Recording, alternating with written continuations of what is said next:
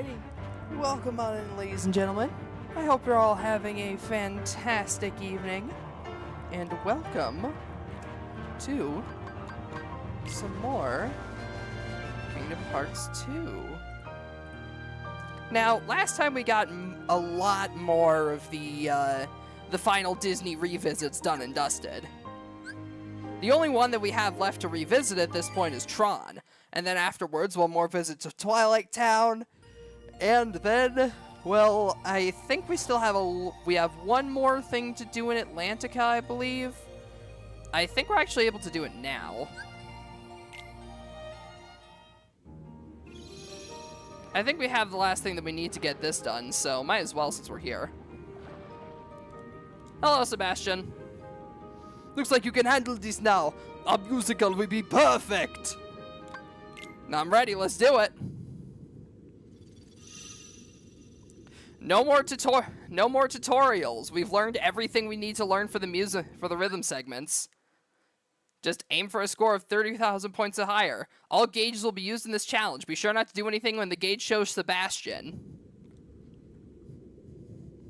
Alright, me. Let's not flub it.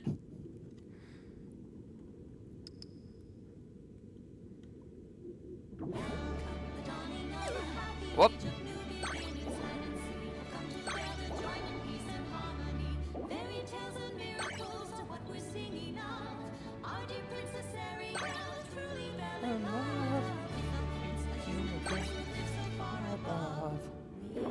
Wishes really can come true if you want them to. And this happiness inside I owe to every one of you. How about you introduce us to these lovely friends and take a bow? Donald, Goofy, and Sora. It's to you. You found your first love and we found you too. We were glad to help you out and very proud it's true. Seeing how we made you great just makes us want to twirl a fin. I mean, honestly, you gotta give it handy to, Wishes really can come true if you want them to And this happiness inside. I owe to every one of you. So kind to introduce the king and these his loyal friends. Please say hello, Daddy Sebastian Fuller. Flap. Ariel, I'm Hey, press the button. Yes, happy endings are so rare and so few. We were glad to help and very proud it's true. Seeing how we made you free. Any other friends of yours that might be waiting in the wings? Come say hello, all my friends from every corner of the world. New day is dawning on a happy age of new beginnings. Let's see how together join and be It's an irony. Fairy tales and miracles, what we're singing Thinking of our princess early opens out from above. Never after. Your love. Yeah! Yeah!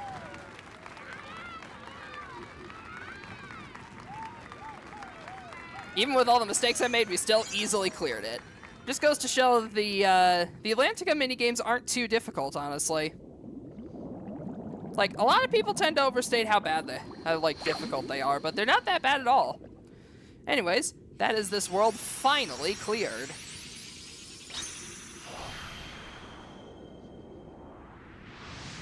And yes, we do get to see the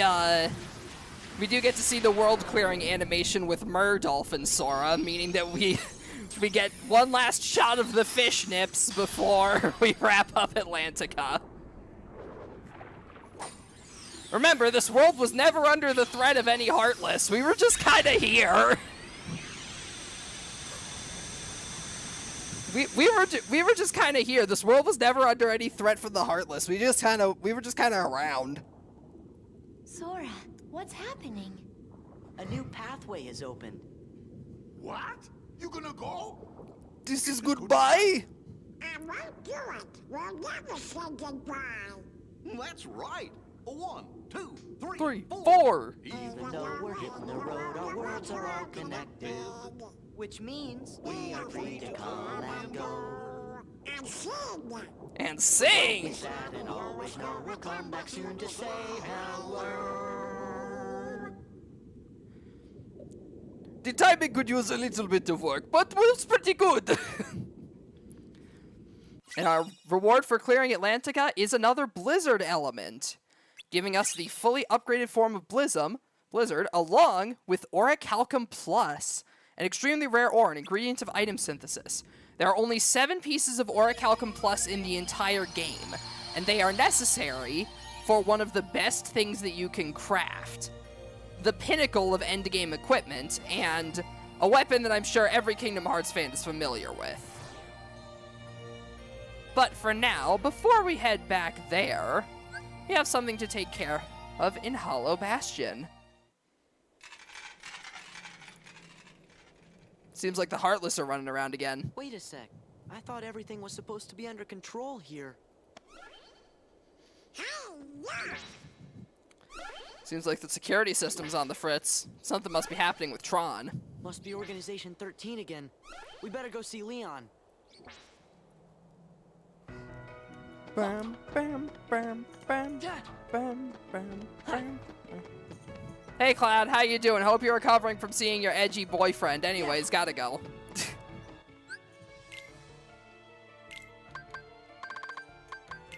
I forget, how do I not have anything equipped in that last slot for Sora?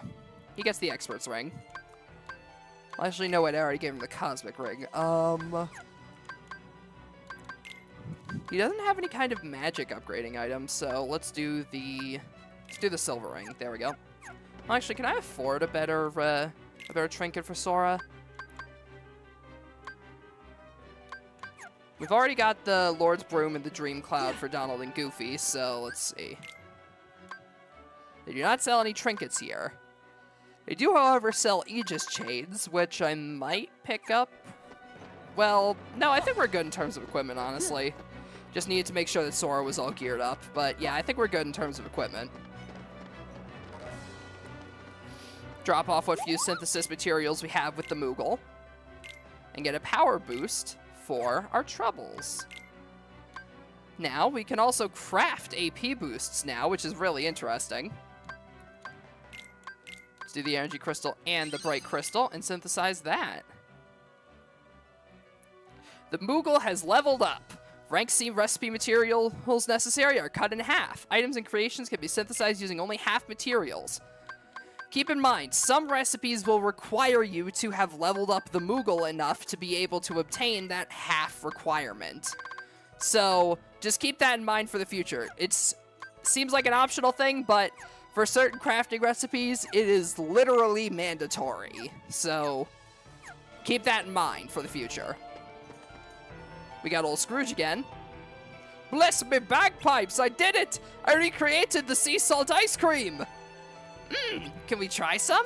Of course!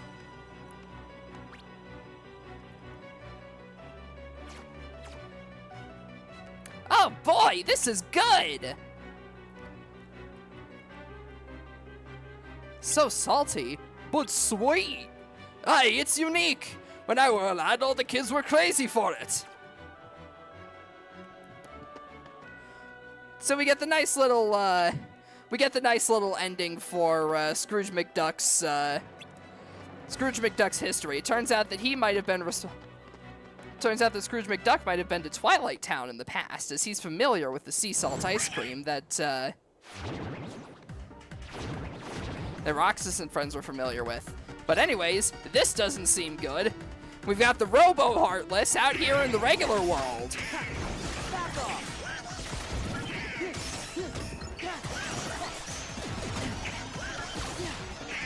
So it looks like we gotta go handle them. Once again, when it comes to large group enemy fights like this, use Magnet Finisher. Makes things extremely easy. Especially when you're sacking melee offense like I am.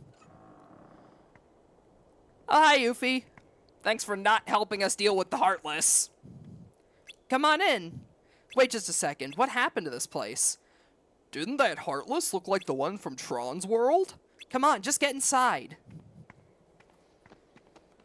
Things seem to be a bit dicey around here. Hurry up, Sid. Give me a second. Confound it, hurry! Why, you... What's going on? Talk about your good timing. The MCP is wreaking havoc inside the computer. Not again! According to Leon, anyway. He went on over to Ansom's study to find out what all the ruckus was about. Nice to see that Tifa's place is still absolutely destroyed from the last time. Ah, yes. The consequences of what happened when the mysterious robed figure entered the location. All of the hearts are active, and it seems like things are not going as planned.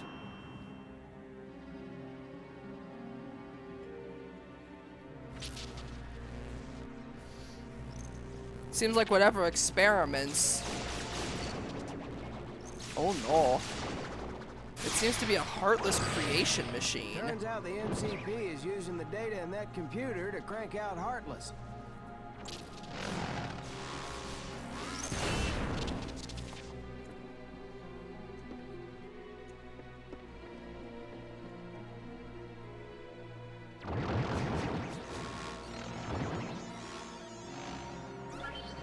The MCP's been messing around with the town's control system, too. So this is how Xemnas plans to destroy Hollow Bastion, or at least reclaim it anyway. After all, it seems like his important base of operations is downstairs. So he'd probably want the MCP to have control of things. He doesn't want us snooping around in his secrets.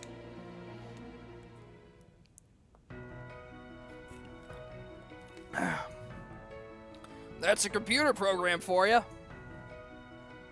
How's Tron doing? We can't reach him. We figure he must have been forced onto the game grid. It don't sound like a particularly fun game either. Ah. We'll go check on Tron. Thanks, kid. We're putting together an MCP eradication program. Got a hunch it's almost finished, too.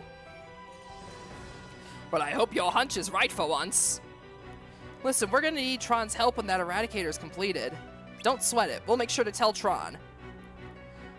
Remember, boys, we're counting on you. Roger. They're putting together a force uninstaller for the MCP.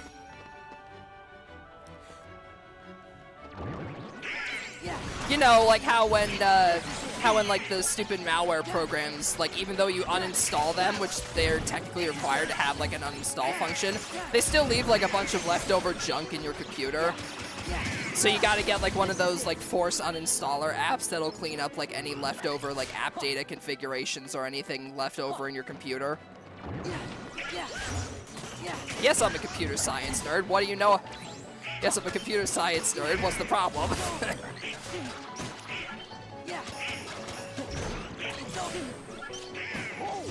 Yeah, once again, it's another group fight, so you know what that means. You know what that means. Spam Magnet Finisher. And, of course, Meteor Spike when you get the chance. Fun fact, you can actually Meteor Spike using the big guys multiple times if you're close enough to them.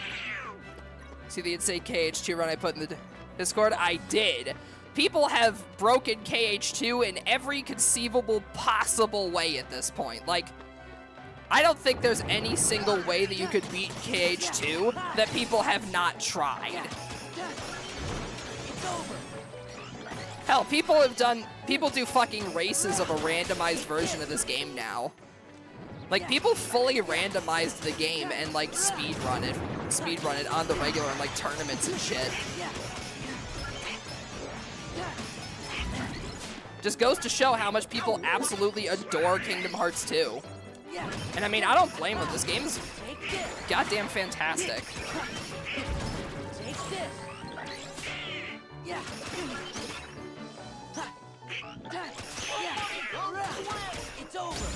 But yeah, the town security system is attacking us now too, since the MCP's got control of it. So you're gonna have another extra thing to worry about when you're fighting the enemies. As long as you just make sure not to stay still in one place for too long, you should be fine.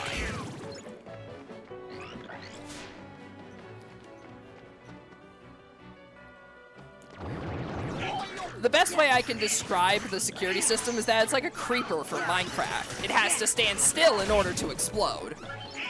So as long as you just move away from it when it's in the process of beginning the detonation, you got nothing to worry about.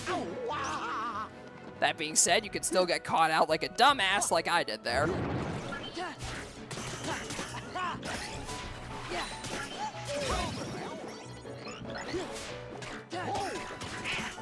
But yeah, thanks to the MCP's meddling, we've got a bunch of Heartless out and roaming out and about. No doubt due to the massive storage of hearts that the organization has been cooking up.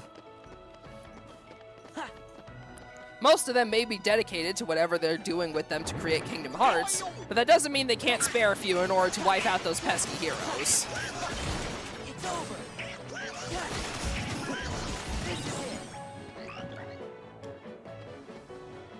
Oh.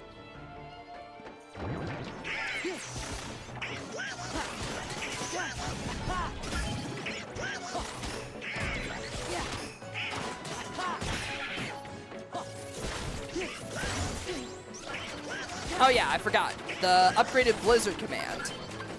It is now Blizzaga, same as the rest of our weapons, and it's a pretty solid magic ability, all things considered. If I could properly show it off. Yeah, that's another thing that the reworked security system makes it difficult to deal with. Enclosed spaces. But anyways, as I was saying, Blizzaga, it's a pretty solid magic spell, all things considered. It fires a bunch of ice crystals in a straight line, and it's the ultimate upgraded form of Blizzard. While it is solid, I do still prefer Thundaga just because of the fact that you don't really have to worry about aiming it. Thundaga is, in my opinion, the perfect combo finisher when it comes to doing like pretty much anything in this. Just due to the fact that you can just throw it out from anywhere and it will hit them because it just summons lightning above whoever you're locked onto. So you don't have to worry about like being able to properly aim it or whatever. You can just throw it out at the end of a combo to get in a little bit of cheap damage.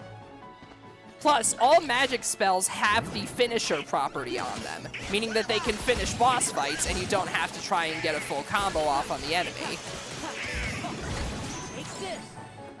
So it's very useful for just being able to poke a boss at a distance to finish the fight quickly without having to worry about trying to avoid more of their attacks, find an opening, and potentially waste all your attempts on that boss. Waste your attempt on that boss fight at the last second. Just a personal preference thing, IMO.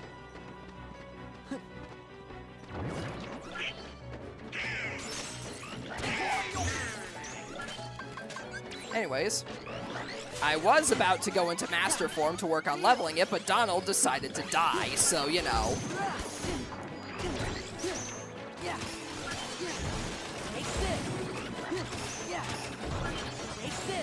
Again, I am still trying to level up Master Form to level 2 so that we can get access to the double jump. Oh, and for those of you curious, don't worry, I don't plan on grinding out all of the max form levels on stream. Because as I mentioned previously, we do need all of them for that mysterious cave in Hollow Bastion. I'm going to be grinding those off stream along with just like generally getting my level high enough to take on the endgame content. So don't worry, I'm not going to subject you to a grinding stream. Even though Lancer would probably enjoy that.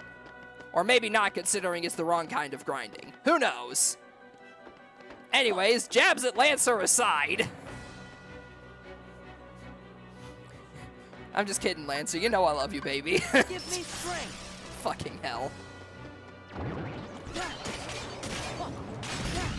me strength. Spin!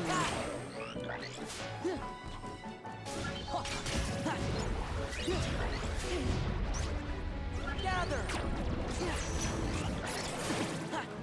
Ba-da-bop. Yeah, Magnet is also extremely effective in Master Form as previously, because Master Form upgrades all of your magic, so Magnet is naturally part of that upgrade. Like, it's very strong in this form. It's absolutely massive, drags in literally everything, and really helps with the Master Form blender.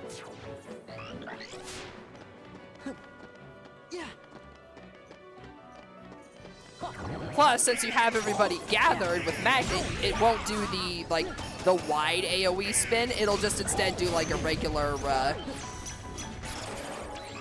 it'll instead just do, like, a regular combo finisher, which is good for when you've got all the enemies already grouped up. It's good for when you have all the enemies grouped up and you just want to focus on dealing damage. It's nice that Master Form does have a built-in ability that drags in enemies. Ow. But you do still need to worry about potentially doing less damage because of that. That ability is basically utility over damage. It's good for dealing with large crowds, but if you want high DPS, once you have everybody bunched into a single area, then it switches which combo finisher you do, which is really nice. That's why you can equip certain combo finishers on top of others at the same time in this, because the game will automatically determine which combo finisher to do depending on the number of enemies around you. It's definitely a nice detail, and it helps so that you don't have to worry about accidentally equipping overlapping abilities. Though that being said, I do try to unequip some finishers that I don't really want showing up. Like, if there are two types of finishers that could show up when the enemy is close together, then I'll unequip all the ones that aren't necessarily as useful.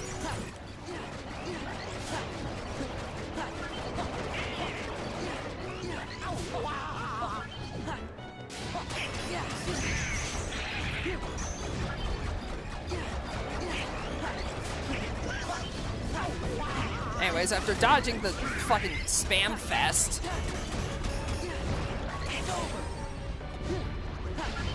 dodge, dodge, dodge. God damn it, the giant fire mage put another one on me. For fuck's sake.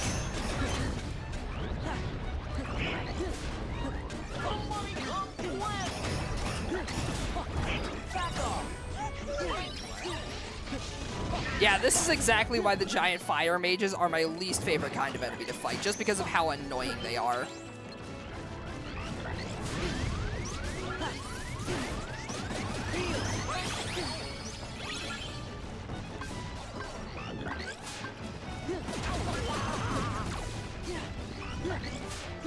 Gonna wait for my Master Form for Donald to get off his ass so I can use Master Form. Come on, Donald, get the fuck up!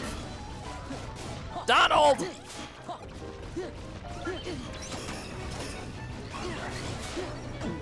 Donald, get the fuck up!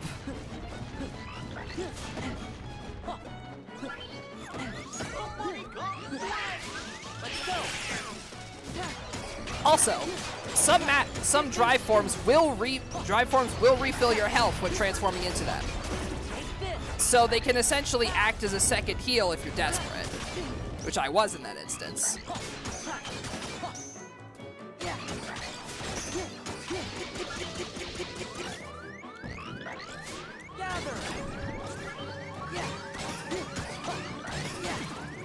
There we go.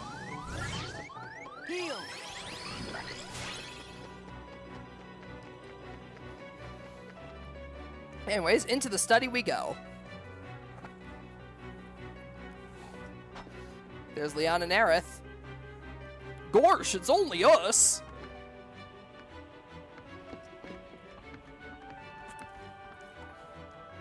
You can't talk to Tron if this room gets taken over. Did you check in with Sid? Uh-huh. And the Eradicator? It's almost done. Great. Say, Leon, why don't you go work with Sid? I have this place under control. Are you sure? All by yourself? Sorry. It's all yours. Don't forget, Sid. Aerith's the badass in her own right. How's Tron? We still can't get in touch with him. Maybe you guys should give it a shot. No, we'll go talk to him in person.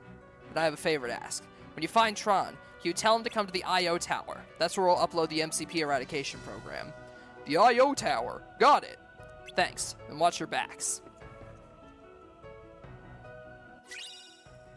New Keyblade obtained. Sleeping Lion. A well-balanced Keyblade based around strength and magic, which increases the maximum ground-based combos by 1. Absolutely fantastic Keyblade that you should really use. It's a really solid endgame balanced Keyblade. Like, it's genuinely really good, and a lot of people tend to sleep on it a little, in my opinion anyway. Because, yeah, Sleeping Lion may not have the 6 strength of Decisive Pumpkin, but it has 5 strength and 3 magic. It's just really, really good overall. Like, it's just a really solid overall Keyblade that's good for a lot of things. As for Master Form, I'm actually going to switch it over to the Wishing Lamp. But yeah, Sleeping Lion. Absolutely fantastic ability that you shouldn't sleep on. Ba-da-ba-ba-da-ba. Anyways, into the computer.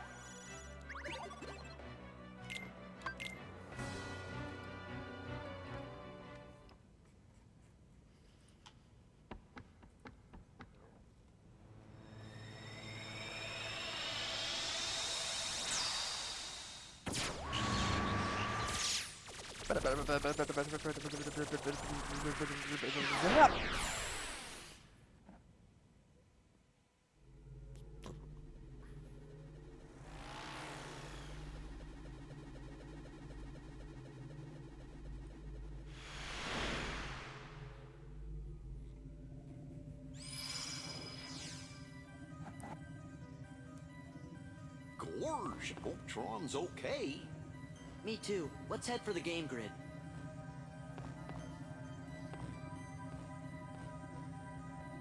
Great! The terminal works! Let's go! Seems like the MCP didn't lock us out of the game grid. Time for Light Cycle again!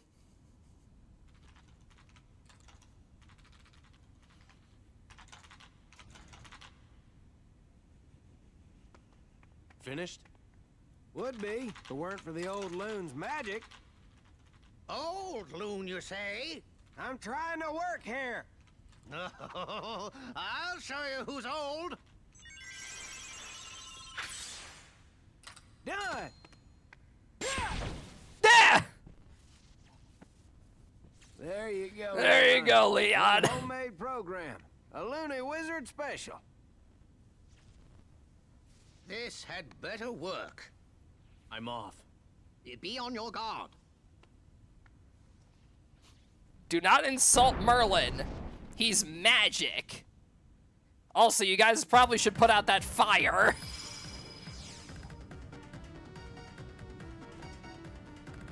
Nice that we teleport into the game grid right where the hole in the wall is. Hi, Tron. Careful! Watch out!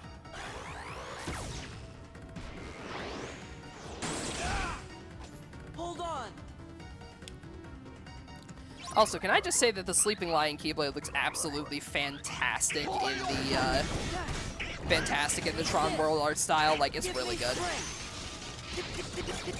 Anyways, this is one of the few instances in the game where our drive gauge got refilled. So you know what that means? We can immediately go into using Master Form again.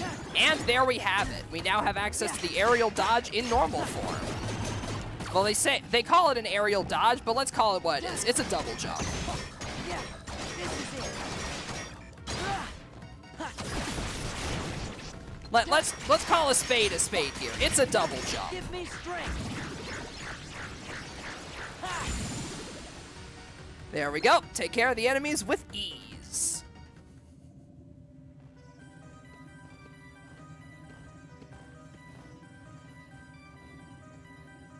You could really save me.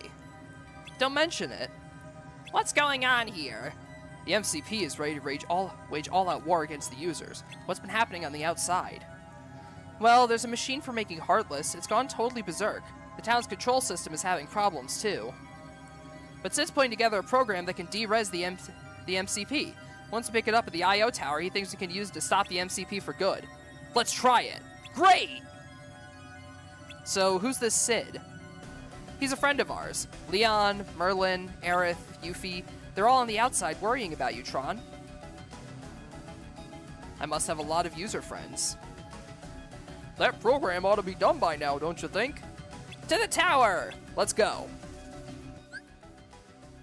Alrighty, we got our party members switched up once again. And now that we have this, we can equip Sora with that brand spankin' new aerial dodge. Press B in midair to jump again, useful for dodging enemy attacks. Neum. But yeah, while not as fast at getting around as the good old-fashioned Legend of Zelda dodge roll, style method, it is still very efficient. Efficient and useful for a lot more things than just dodging. For example, you can use the jump to jump out of the way of enemy attacks, and it does have a parry property to it.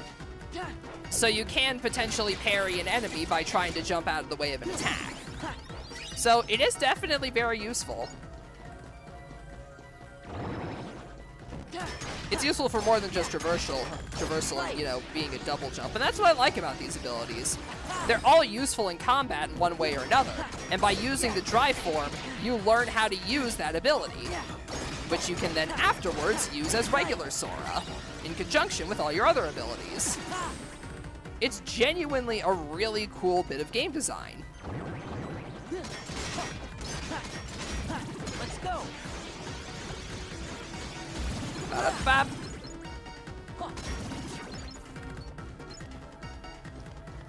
Perfect timing. We have arrived at the wrong area. Right. The Io Tower is the other big tower in the area. I forgot.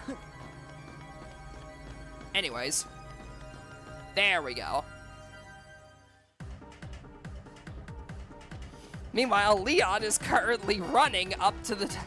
Meanwhile, Leon is currently on his way, having to fight through hordes of Robot Heartless. But it's Leon. He's cutting him down, no sweat, making his way over.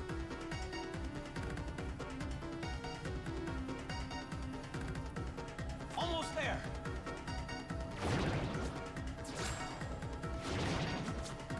Seems like we got our own Heartless to deal with in here, too.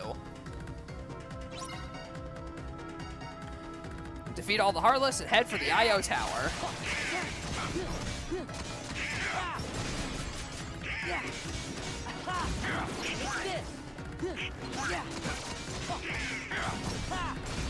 But yeah, thanks to Leon's Keyblade, we now have access to another hit with our ground combos, which is actually really nice.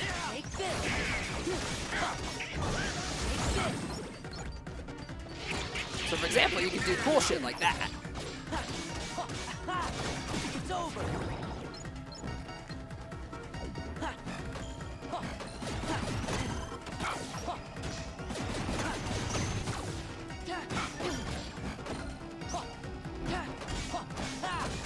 Take this.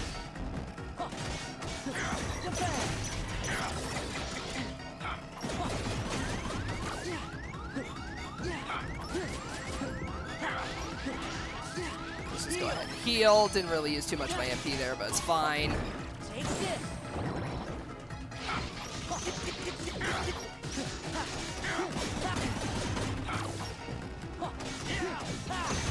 It's over. Right.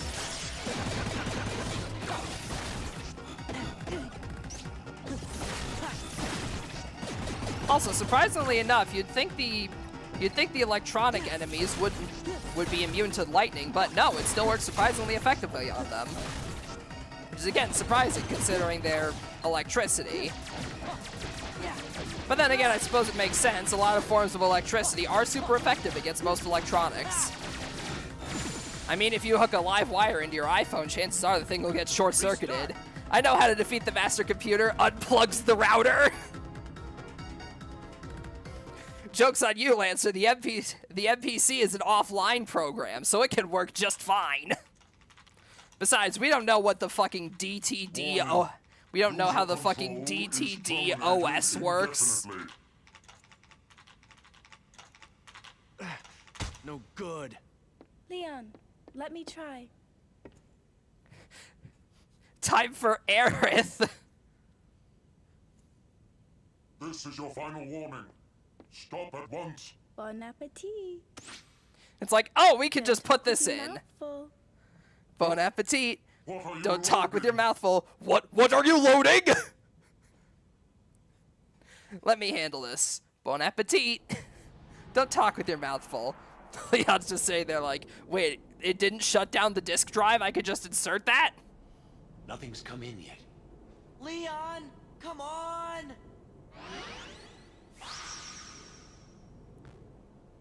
There. All right.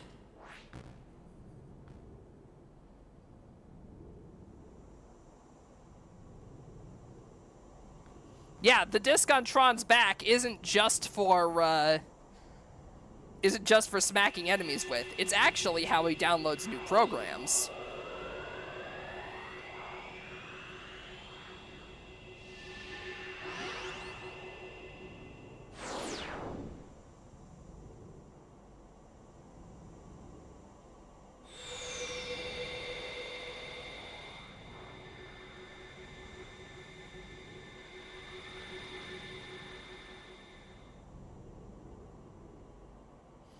Tron's data disk is now loaded with MCP deresing like? deresing programming. This is very strange.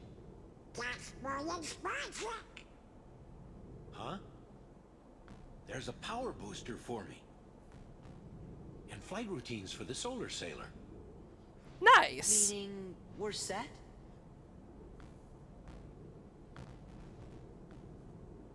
Well, like you users say, we won't Won't know till we give it a try. We'll need a sailor to reach the MCP, so let's get to the simulation hangar. Thanks to this, Tron has learned a new ability. Tron has now gained access to complete compilement. Or no, wait, was it complete compilement? I'm trying to remember which one, but oh yeah. Trying to remember which of the abilities Tron didn't have before, but yeah, Tron does get some new abilities thanks to that, and yeah, it's actually nice that they give Tron a power-up alongside, like, the story-relevant reason. It's like, hey, Tron got new programs that can let him derez the MCP, and he has new abilities for combat.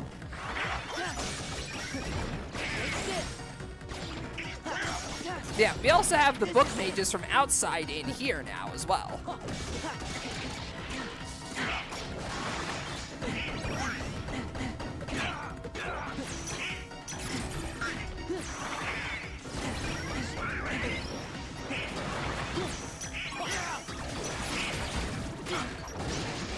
But yeah, the book enemies aren't too difficult to deal with, in all honesty.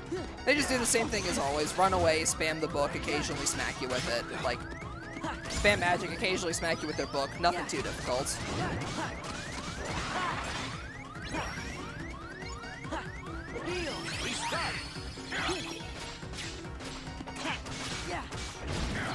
Make use of the AoE property of the heal to get Donald and Tron back on their feet. And there we go.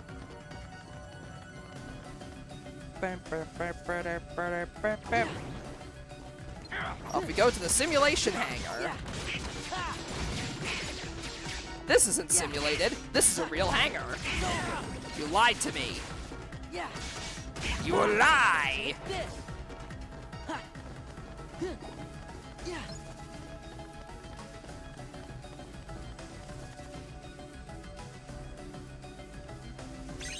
Get ourselves a puzzle piece for the sunset puzzle, and off we go.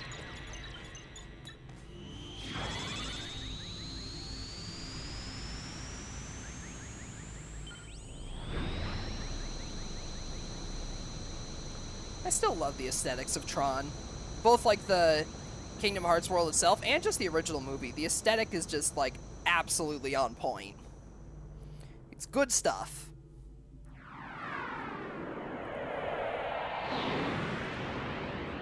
But anyways, now we get to a rather interesting segment.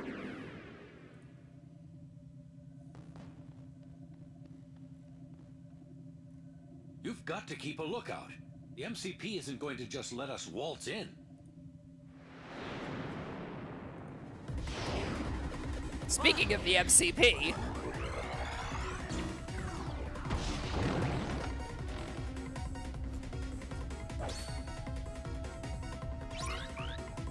the Solar Sailor is overloaded. Eliminate the enemies. Yes, that is the main gimmick of this area. The Solar Sailor has a maximum weight limit. The more enemies are on the Solar Sailor, the higher the weight gets.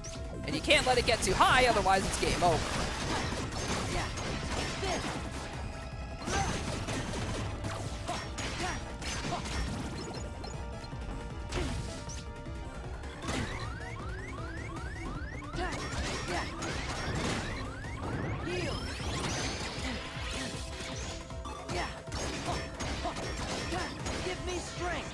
Bada bada bada bada bada bada bada bada bada bada bada. Yeah.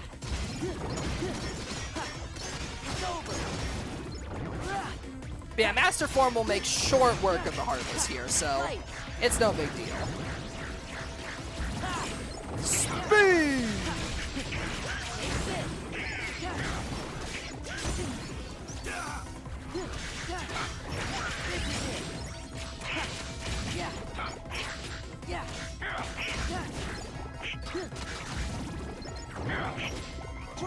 Running executable.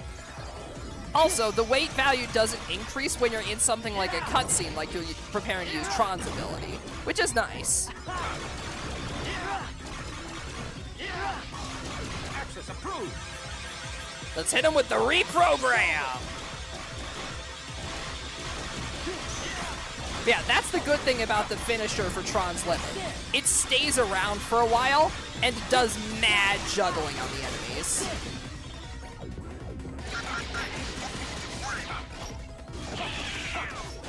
Give me strength. God damn it. Well, now we're a Cyber Heartless, I guess. We still managed to beat it, though. Nice. So hey, now we get Anti-Form out of the way and still completed the segment. It's funny, I remember that taking me a few tries when I originally played. Just let me think that I've improved. Anyways, here we are in the Central Computer Mesa. We got ourselves some chests. We got an Orichalcum Plus, which is really important since that's another one of the endgame rewards that you get. The Orichalcum Plus can be for quest completion, but they can also just be for random objectives. Anyways, we got the Cosmic Arts. Highly increases strength and MP. Or, well, I'm trying to remember. Yeah. Massively increases strength and magic and extraordinarily increases maximum AP. Gives us 7 AP, 2 strength, and 2 magic. Absolutely fantastic equipment for Sora. Really good stuff there. We also got Explosion. Unleashes a finishing combo move that knocks down several enemies. Damage dealt is relative to the magic skill. It's similar to Magnet Burst, which is an aerial skill that also deals damage relative to your magic. Only Explosion is useful for the ground. I'm trying to remember how good Explosion is. I'll equip it for now, but I might unequip it later.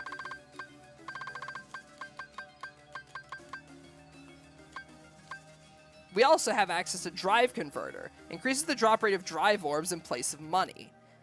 Equip more to increase the effect. It's a trade-off. You don't get as many drive orbs, but you do get more MP. And also in that last fight, Donald learned his ace in the hole, Flare Force. A limit command that unleashes Donald's powerful Duck Flare spell. This is the best limit in the game.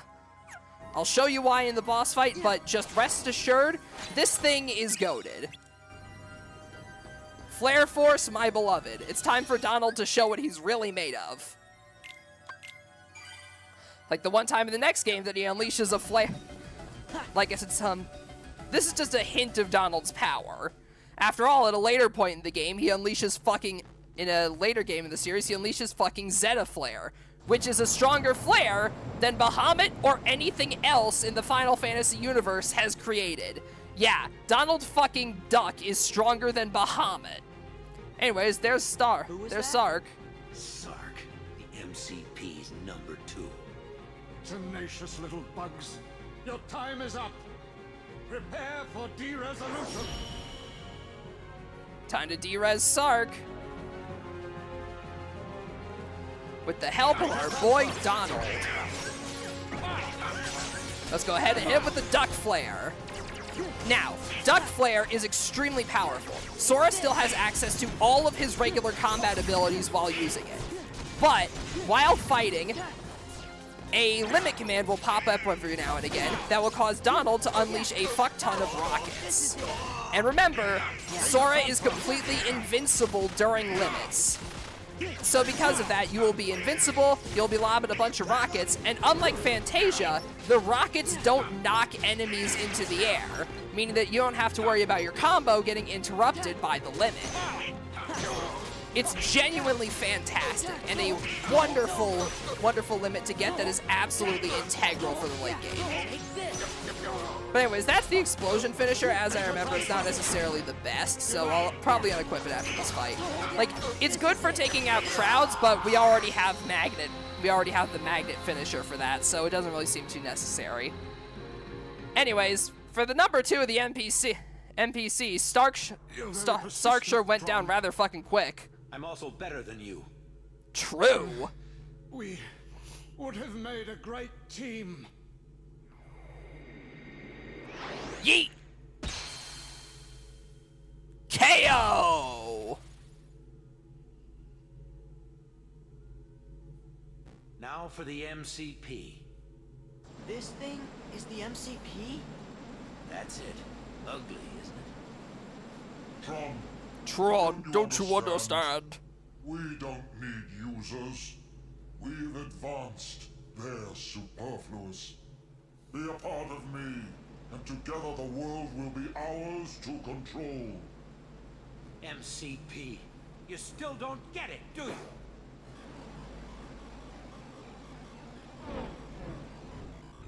There he is! Sark! Ugly motherfucker, isn't he? Sark! All my functions are now yours.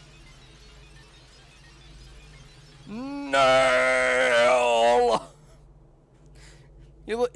The MCP really does just look like fucking Grand Elder Guru. And just like Grand Elder Guru, he's going to get someone else to fight us instead of him. Sark! Take his coat! Sir, they are here to de-res us. Sark! Don't take his coat! Anyways, our real target is the MCP, however, he's currently locked behind a giant wall. And instead, we have Big Boy Sark to deal with. Similar to most other multi-limbed bosses in games, you gotta attack his legs first, and then you can start smacking him in the head. Corrupt data restored. Yeah, Sark will also restore his legs, so you do have to keep that in mind. But other than that, his attacks are relatively slow, so more often than not, you can just kind of out-DPS him before he does anything to you. Anyways, you hit him enough times. You hit him enough times, and then you can start wailing on the shield here, if I remember correctly.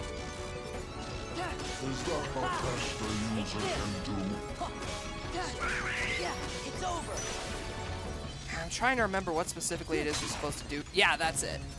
You gotta wail on enough to break the shield, and then afterwards you can execute the delete command in order to get some damage off on the actual bad guy himself. I wasn't able to get it in time, but yeah. The computer will also start spinning the shields around like that every once in a while, so you do have to be careful. But yeah, Tron's limit is actually good here, because spawning all of the little mini guys will start wiping out a lot of the shields. And they're also very good at being ankle biters.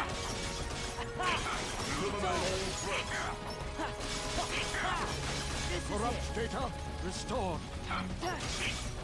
We gotta smack Sark's legs again. If you are using AoE abilities like the burst magic, it will actually hit both legs. So it's a good thing that I equipped that for this boss fight, even if it's not necessarily useful in most general cases. Yeah, we hit Sark enough times, he'll go into repair mode while he has to repair his shit. We find one of the gaps, and then we mash the Y button. Button mash, button mash, button mash, button mash, button mash. But yeah, after a while, the MCP will drop down the big lasers along with the shield. So you do have to be careful to try and get out in time. However, the damage is totally tankable. So you can just you can just decide to be risky with it and just say fuck it.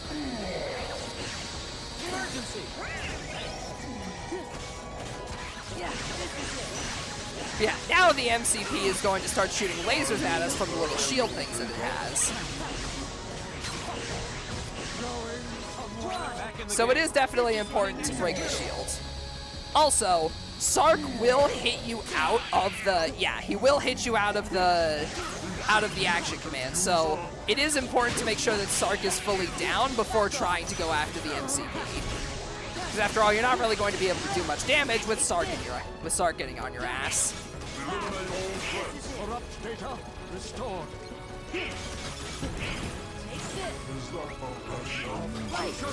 go ahead and get Wisdom Form going. I accidentally used the heal instead of regular magic. That was stupid of me. Ah, well. Pew pew pew. Pew pew pew.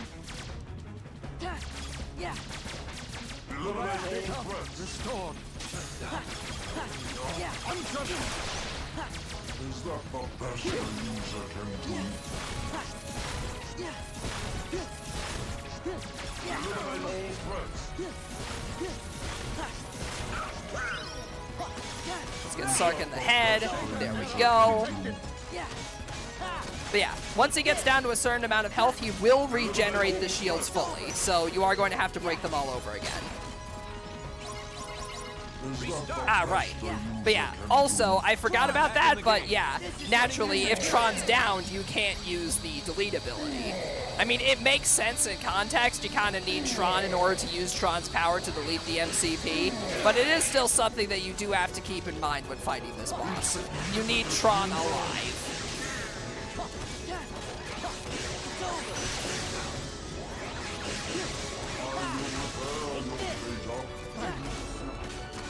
It's over. Eliminate all threats. Is that the best a user can do? Gonna heal up. Now we get Smack and Sark again. Is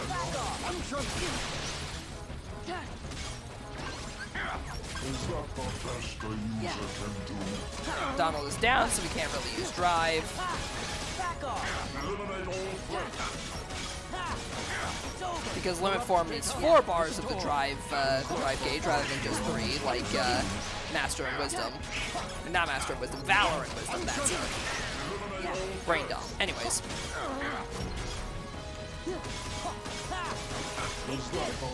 Smack Sark in the head a bit. Yeah, you also don't necessarily have to make a new hole in the shields. You can just try to go find the previous ones. But it is ultimately one of those things of like, do you want to have access to more holes in it, or do you just want to try and find the same hole and potentially waste more time than just breaking one? Almost had him.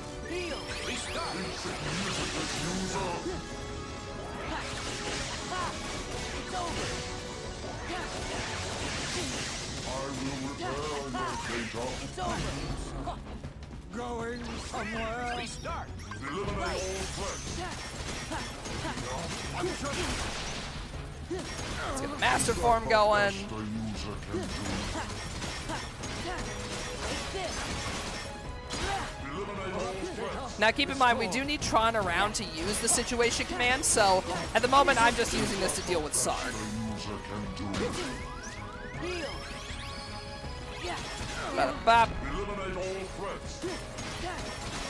Did he just fart on you? Is that the best a user can do? Back in the game. Running executable. MCP, you've just been uninstalled. Yeah, baby. Good stuff. I see Tron has a silly side, too. I learned it from you. Of course. Clever I comeback. do have my silly limits. Okay, then I'll tweak your program when I get back to the user world. You? Maybe we better not try that. Aw, how about it, guys? Singin' Tron, dancin' Tron. Sound good? Okay, fine. But But before I crash. Sora, Donald, Goofy, and all the users out there, thank you. You really helped me. You made me so much stronger. You taught me what friendship is truly all about. Yeah. I'll never forget it. As soon as I Friendship. met you, I knew we were going to defeat the MCP Yeah. and free the system.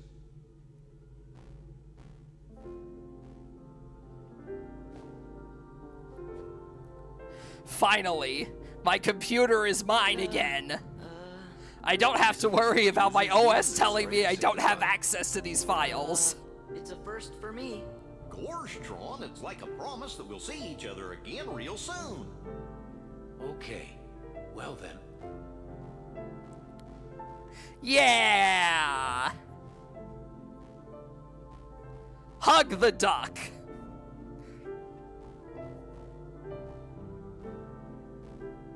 I promise. Yay!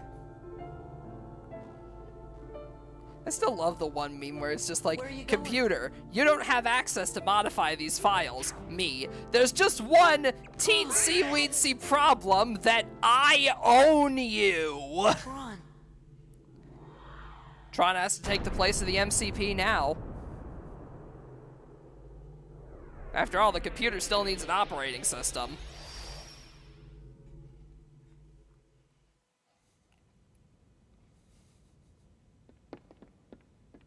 Things are settling down in town. The only Heartless left anywhere are the local variety. And it looks like The there are local fewer than variety before. of Heartless. You If we know, can just just get the those usual things out in everyday one ones. piece. We can handle those just fine. You're here. And the gang made it out safe and sound. How's the town? A-okay. Not a single trace of the MCP either. Everything's back to normal. We made it. Hey, why the long face? What happened? Tron just disappeared. And he promised we'd see him again. What's happening? Greetings, friends. System is up and ready for user input. Tron! Tron has now become the new Master Stay in Control touch. program. Yeah. Oh boy, oh boy. Hey, stop that. It tickles. Tron is ticklish? How about this? Please stop that.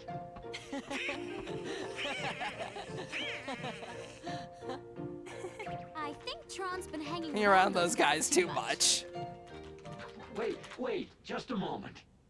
I want to show you something I dug up from the system archives. You can Oh? see the town back when it was first built.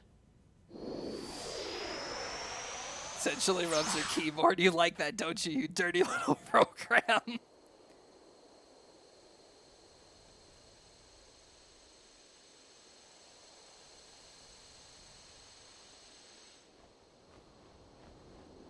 There's the edgy boy. And the other edgy That's boy. right. I remember now.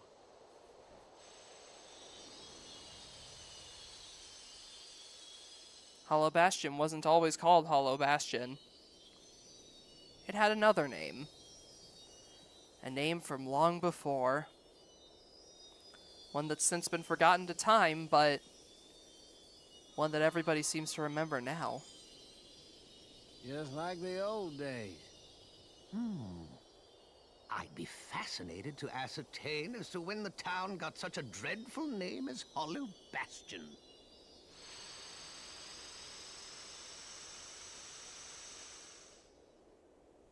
After all, the town was always originally called something else.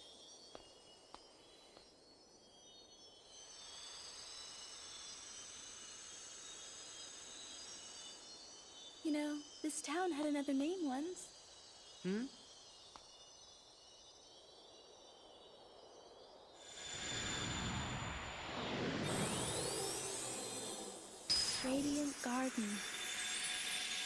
Garden. What it was once named before it became Hollow Bastion.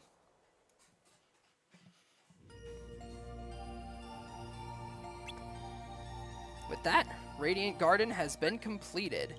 And it didn't show it, but we did get access to a Reflect element, meaning that our Reflect has been upgraded. But now that that's taken care of, we gotta get back to Twilight Town. But it looks like we've got a new Gummy Ship mission that we need to complete first. We also have access to a new Gummy Ship, the Highwind Level 6. This one sacrifices some of the firepower of the level 7, but it does also come with a fair bit more health and also more agility. So I'm going to take the Highwind level 6. Bam, bam, bam, bam, bam, bam, bam, bam, bam.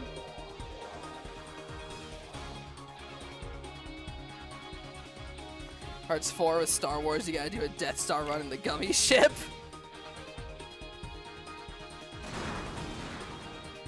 That would be pretty interesting, but from what little we've seen of Kingdom Hearts 4, it's largely been said that it's going to be a new direction of the series, and kind of leading towards the overall like grand ending of the Kingdom Hearts franchise. So it's going to be interesting to see how much of that's actually true. And from what we've heard, there might not be as much Disney stuff in this in 4's previous entries. Anyways, the organization aren't fucking around this time.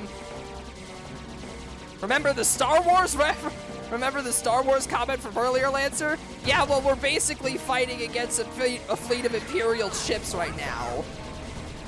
They can try and end it all they want.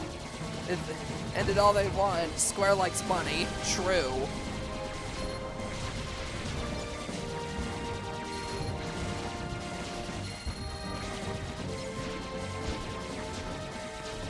Yeah, this is one of our big finale Gummy Ship missions, and it really does feel like it. We are taking on what is basically a nobody death cruiser, complete with giant castle-style architecture, massive lasers, the whole shebang. The organization aren't fucking around anymore. They want us out of the picture.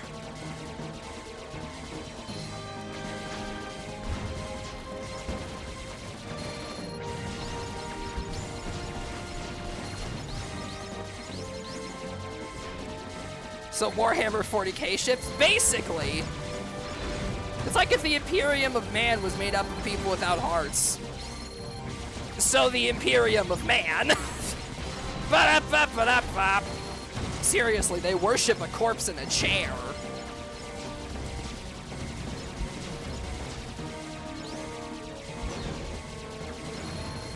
I mean, not far from the truth. Exactly!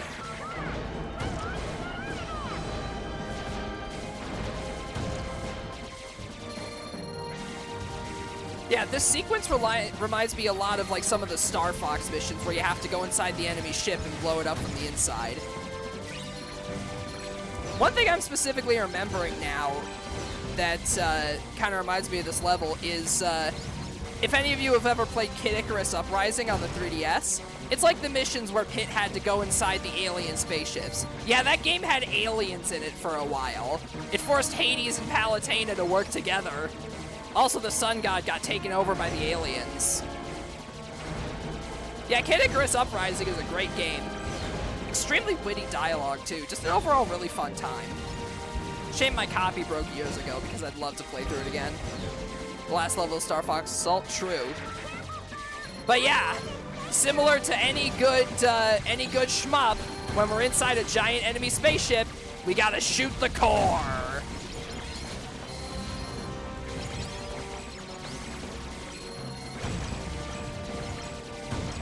We gotta blow her up from the inside!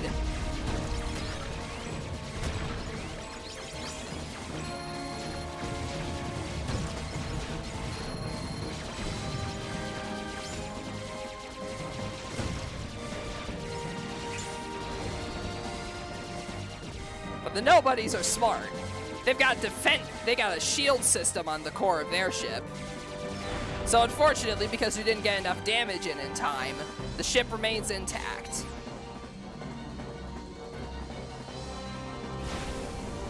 And it'll attempt to shoot you on the way out, too.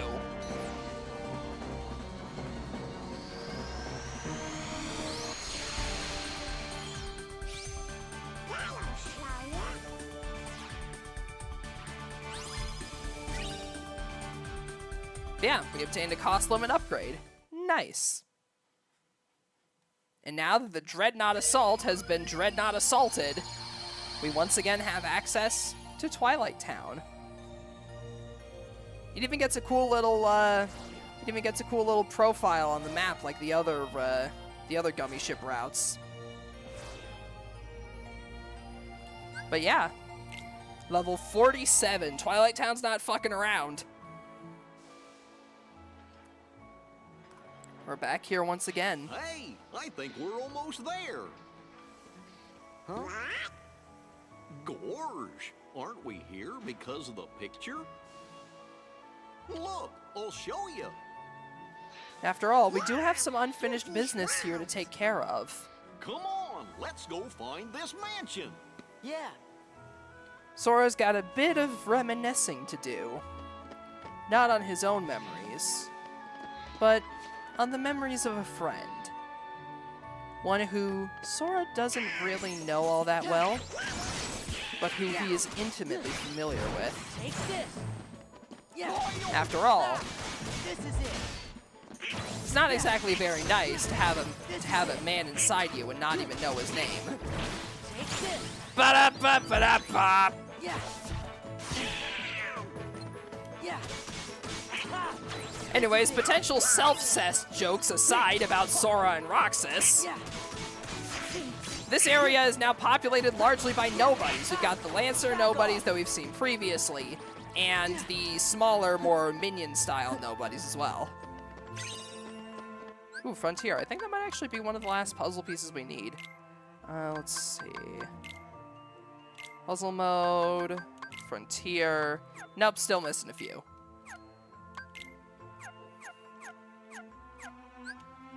And don't worry, I will be going back for all the puzzle pieces as well. Pinky promise. Yeah.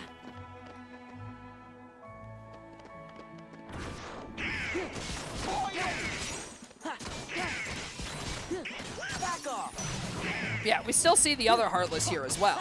We've got like all of the Swordmaster Heartless and the Swordmaster nobodies and like the regular lanky boys.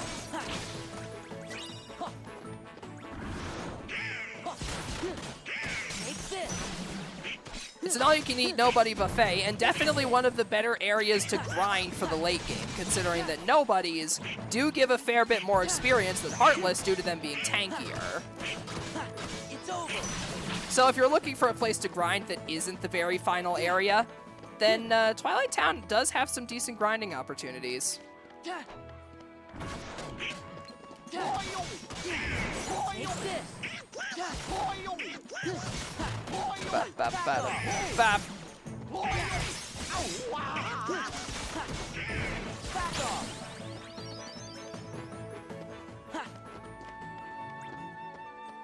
Yeah, now keep in mind that the recommendation for this area was level 47.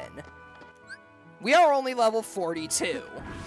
The game does let you get away with being underleveled towards the latter half of the game, at least to a certain degree, provided you have enough gameplay skill to be able to compensate for it.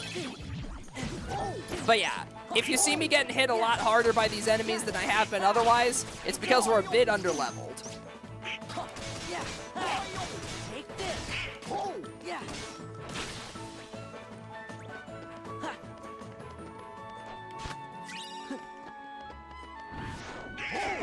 Yeah. But I suppose that's a good thing about Kingdom Hearts 2, aka Nobody May Cry, is that you can offset your underleveledness just with good gameplay skills. It's not like a typical RPG where you'd have like a ton of trouble doing certain boss fights if you're underleveled. Kingdom Hearts is an action RPG after all, so provided you're good enough at dodging, countering, using reflect and everything, you could beat the game at level 1. In fact, a lot of people have. This is it. Mostly by abusing Donald. It's over. AKA using Duck Flare. Let go of me, Heal. filthy hooligan. Yeah. Ah. Back off.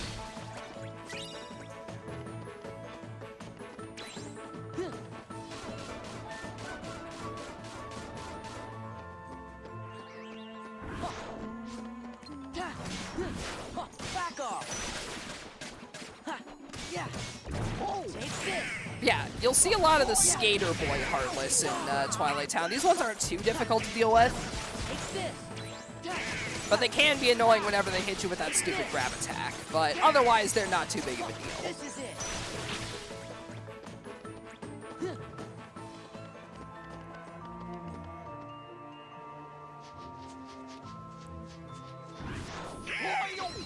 Here we are out in the woods. Take this. Sniper Heartless are back again. You know the deal. Press the Y button when they're doing the snipe attack, and you hit them, no problem.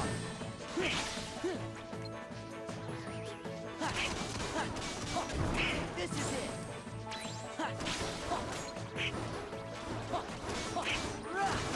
It's over. Bonk.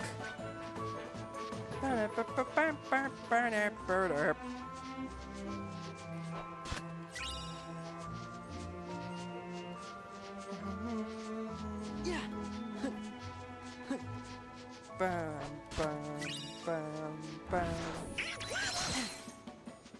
Yeah. Take this. Bonk. Take this. It's over. It's over. Open up the chest, grab ourselves a mithril shard.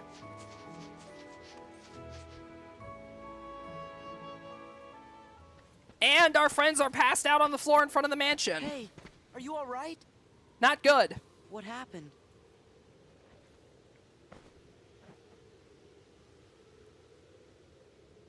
We came here looking for Kyrie. Then those white things attacked us. You gotta be careful. Oh no, the white Yeah, person jump You guys didn't have scare. to go and do that. Of course we did. You gotta watch out for Kyrie's the our white friend people too, jump you know. scares. They'll get ya.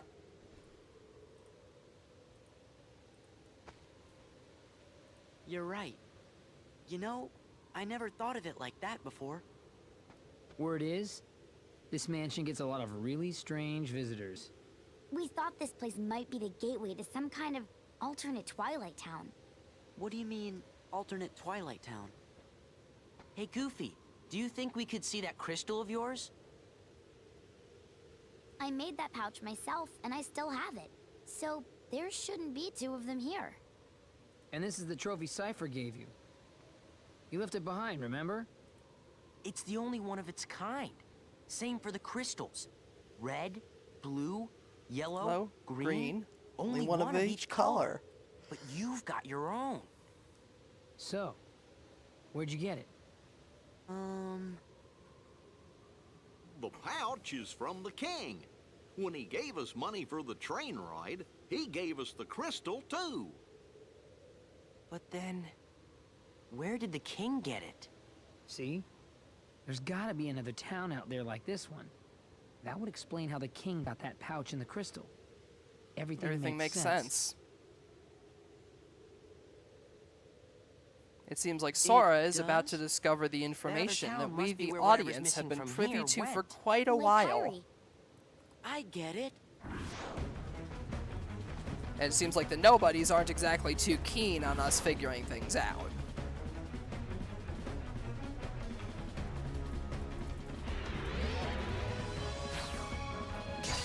Oh, hi, Mickey!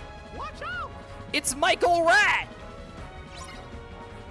Fight alongside King Mickey and defeat all the nobodies. Mickey himself is not counted as a party member, so we still have Donald and Goofy with us. Mickey fights on his own, and he does use all of the attacks that are available when you're fighting while controlling Mickey himself. During, like, the story fights and whatnot. So, you know, he'll use, like, he'll do, like, the regular 3-hit combo he has. He'll occasionally use Pearl if the AI isn't deciding to be stupid, yada yada. Only thing he can't do is do the charge ability because that's reserved for when you're playing as him to revive Sora.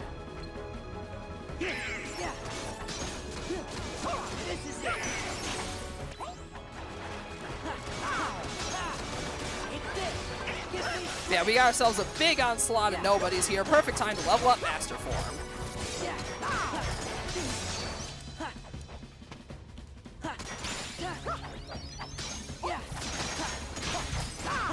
Give me strength. Yeah, with Mickey's help, we're basically taking on a massive menagerie of every single nobody we've fought so far in the game. Got him!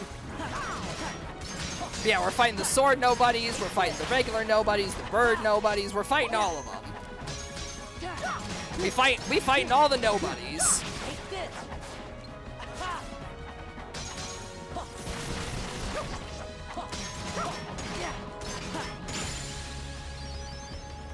And there we have it.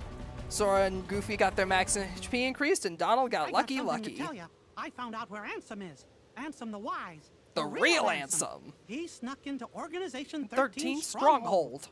And we've figured out where Kairi is. I'm pretty sure we're right. But why'd you all come here? here?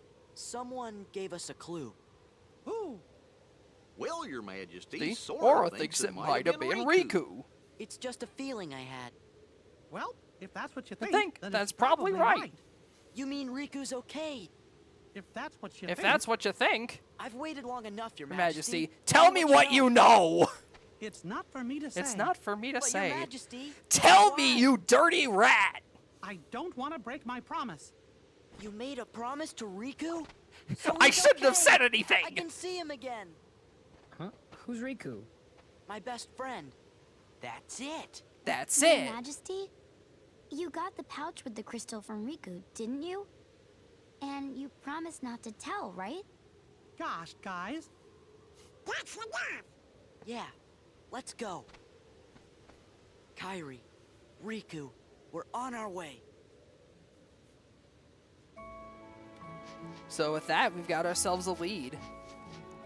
We need to investigate the old mansion and figure out just what exactly is going on in there.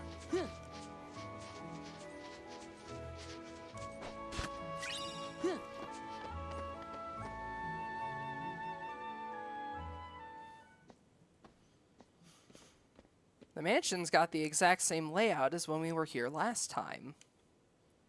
There's gotta be a computer somewhere. A computer? Do you think it's connected to that other Twilight Town? It might be, and there should be a way into the realm of darkness there. Riku told you that, didn't he? Please, Sora, I made a promise. Aha! I knew it! Hey, stop pestering the king! Right. Sorry. Huh. Yeah. Huh. Seems like whoever was creating that virtual Twilight Town made everything incredibly realistic, even down to the inside of the mansion. The table's even still broken. This is it. Yeah. Anyways, we got the other half of the Nobody Menagerie in here, including the card users. Back off.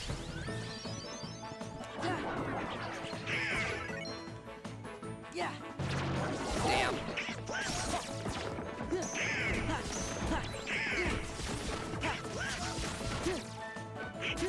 I'm gonna get you.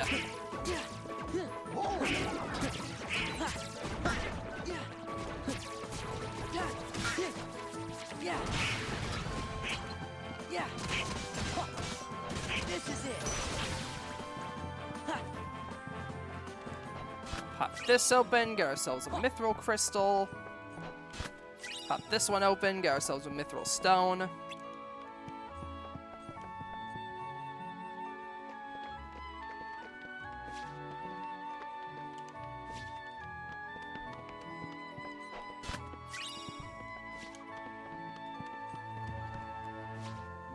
Anyways, while we do technically know where the computer is, we did need a hint last time.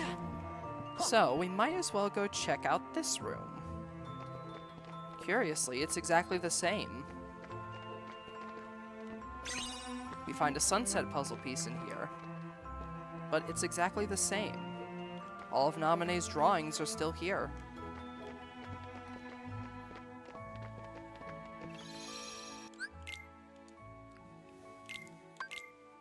Curiously, this area has a completely unique UI design.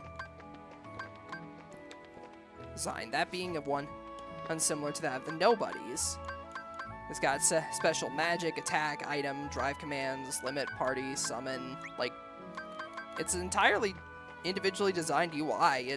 I feel like it doesn't show up anywhere other than maybe like the final area of the game. It's a damn shape too, because it's a really nice looking UI.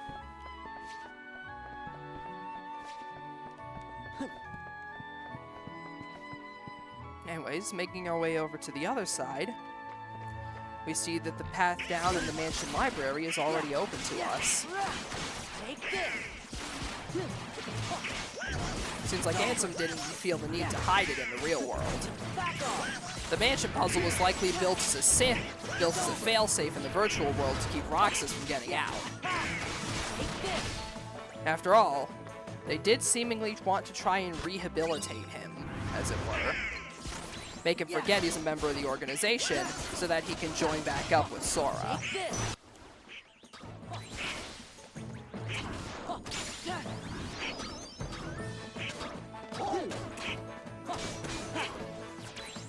But it seems like it might have backfired, because they gave Roxas a life of his own, one in addition to his life as an organization member, and it made him far less willing than we might assume to rejoin with Sora. We saw it ourselves. He really didn't want his summer vacation to come to an end. Something tells me with us getting closer and closer to the Nobody stronghold, we might have to confront that part of Sora sooner rather than later.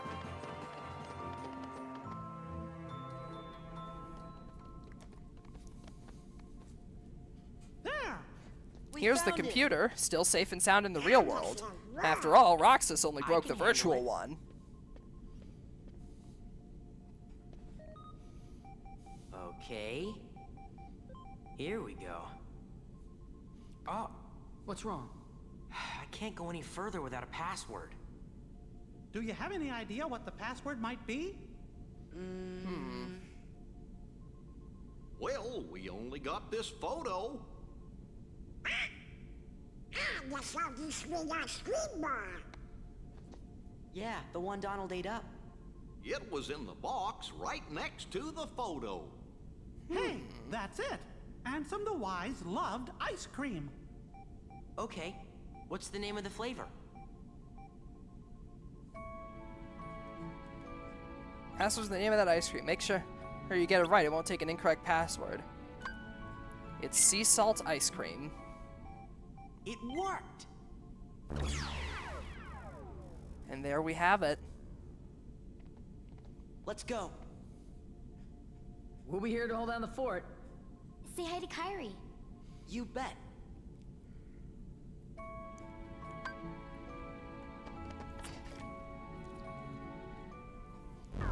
Time to head over to the other Twilight Town.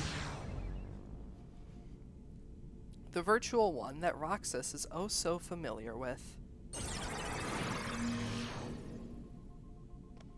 Are we back in the same place? Painter, Pence, and Alette aren't here. Yeah. And that PC is real dinged up. This is the other Twilight Seems Town. like some angry dude with a Keyblade must have Roxas' smashed it. Twilight Town.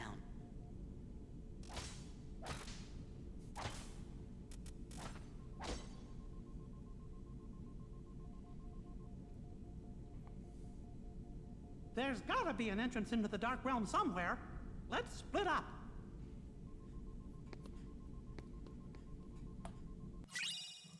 Secret Ansem Report 10. So here we are in Roxas's Twilight Town.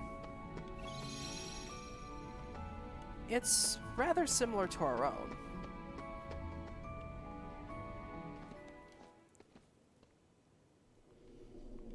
You head through the door, and there it is. A portal into the realm of darkness. This is it. However, we're not going to go there just yet.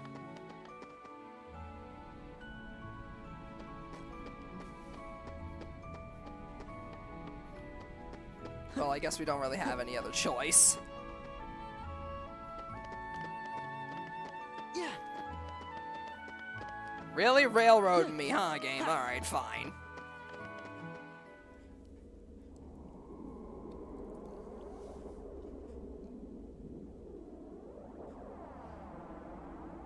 And here we are. What is this place? Well, which way should we go? Riku! Kairi!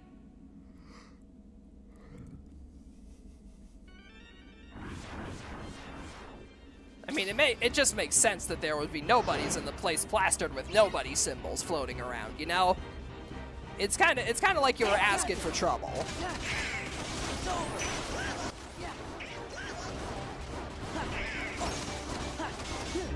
This is it! Yeah! The nobodies aren't exactly too happy about us finding their secret little hiding spot. Yeah! Take this! Yeah! Take this! We're seeing nobodies in some of the largest numbers we've seen them, and more aggressive as well. This is it!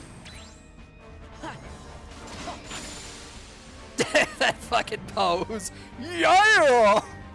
I got him good! No use. Seems like we're outnumbered. Don't stop moving, or the darkness will overtake you. There he is! Why? Don't ask, just do it.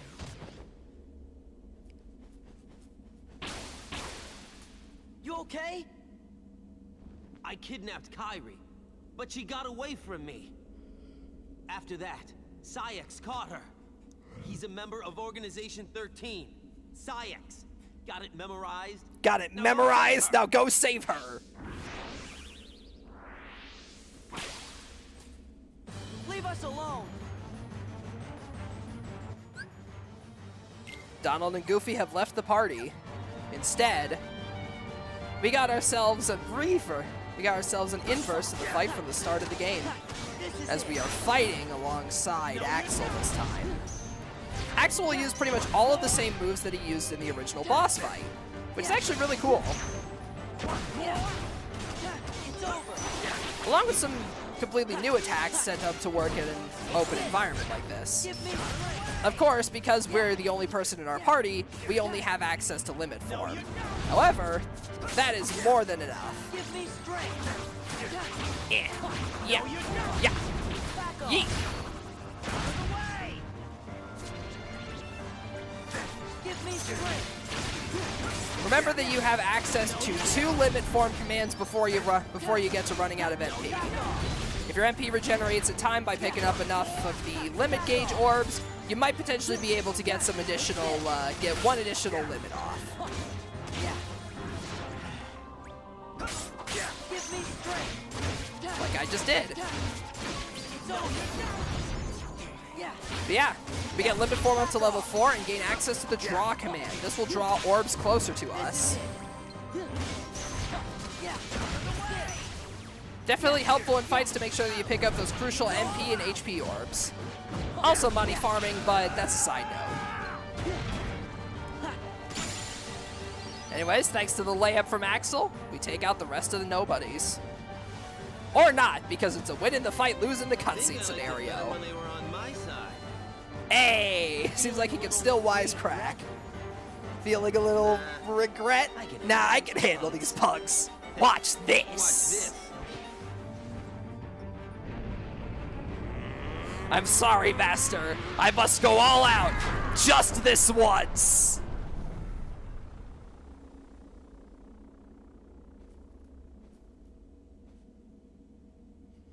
Whoa!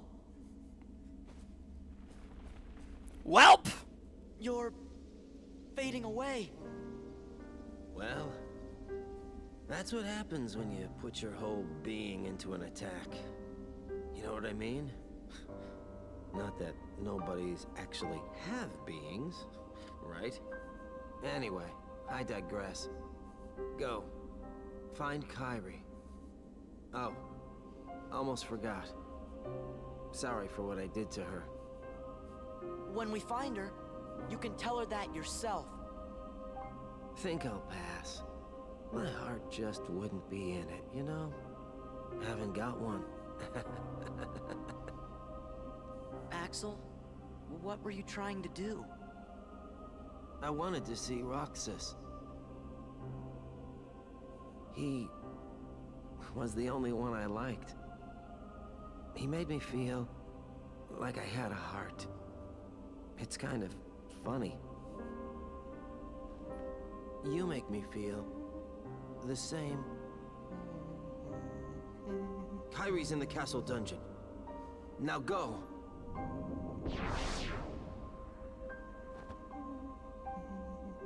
Axel. I guess you could say Axel burnt himself out.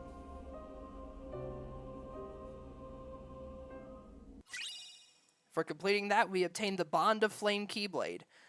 A Keyblade that enhances damage dealt with fire attacks by 20%. This leads to... Come on, let's get going. And now here, we've got our pathway to the final world of the game. The house is looking pretty empty, huh? I thought I'd get a little enjoyment watching Axel throw one last tantrum. But he went a lot quieter than I thought. Perhaps he was ready for it. Perhaps he put his existence on the line and won what he'd been longing for. Wait a minute. How would that even be possible? We don't exist, remember? What you're saying goes against the laws of nature. Then perhaps he bet his non-existence. Then perhaps he bet his Either way, non-existence. He came out a winner. Oh, Axel. A grifter till the end. I'm sorry. Hearing a character in game say the word grifter just makes me laugh. I can't hear the word grifter without thinking politics. He was foolish and weak. But Edge. Weakness has the power to awaken that which is dormant. It is clear that through his actions, however foolish they may have been, Axel has touched Sora's heart. Perhaps he will soon awaken.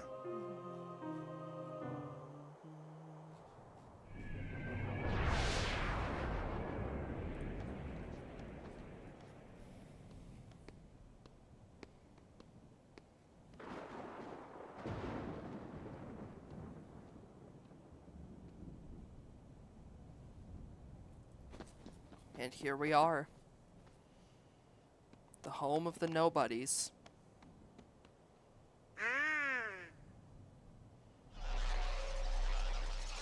Welcome to the world that never was. After all, the only people Axel said here are the Kyrie's in the nobodies, dungeon. and nobodies don't really find a way to get exist. to that castle.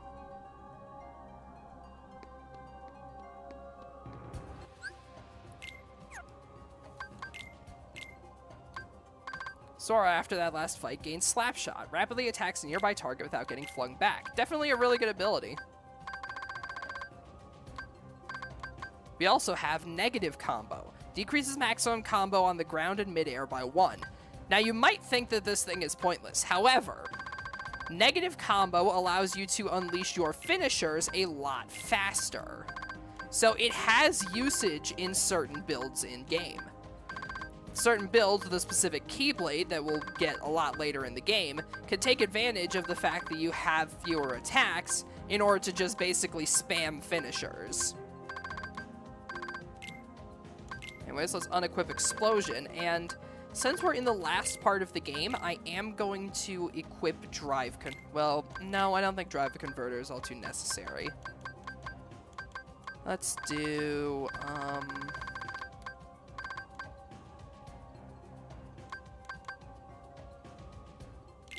let's do Flash Step, Slapshot, and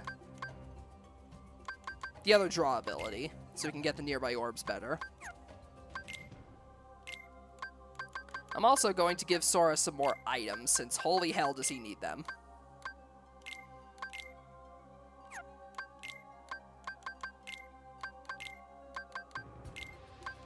We got ourselves a fuck ton of ethers, let's use them.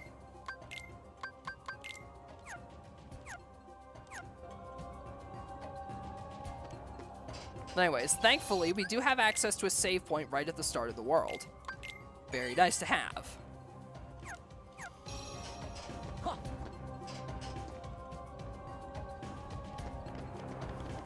The Fragment Crossing.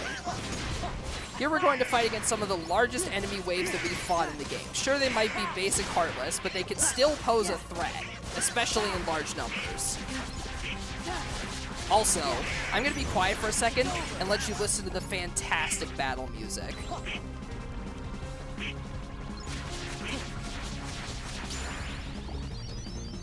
Yeah. Yeah. Yeah.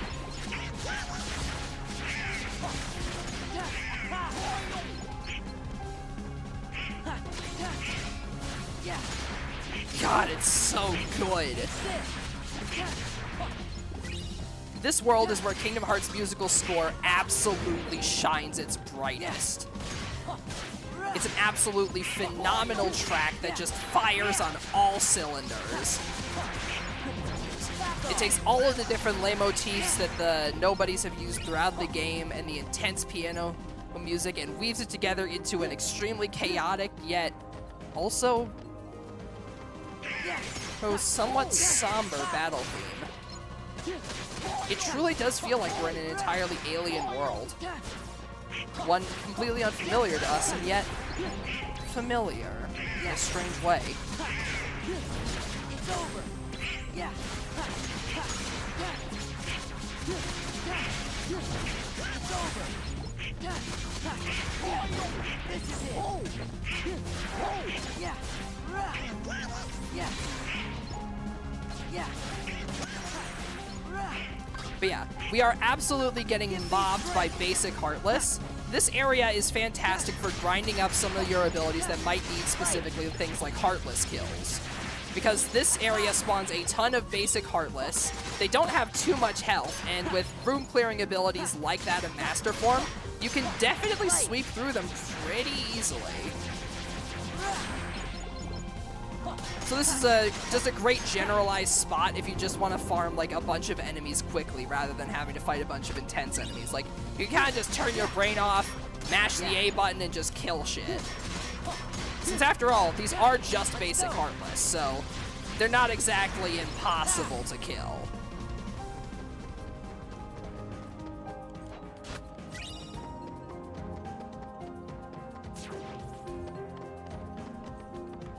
Make our way through the desolate streets of the world that never was, passing neon signs for businesses that have long since closed or may have never even been open in the first place. After all, who's to say the only people who were here were the organization? Like, sure, there may have been a few nobodies scattered around, and there are enemies here that are fighting us, but who would actually be going into these buildings? Who would be perusing these shops? The organization clearly don't need to buy things, and they certainly don't need anything like food or water from what we've seen, so maybe their only purpose is to be familiar. A reminder of something they're almost able to reach, and yet just barely not quite. A world that never was. People that never were. The two complement each other perfectly. Both mirroring each other's emptiness.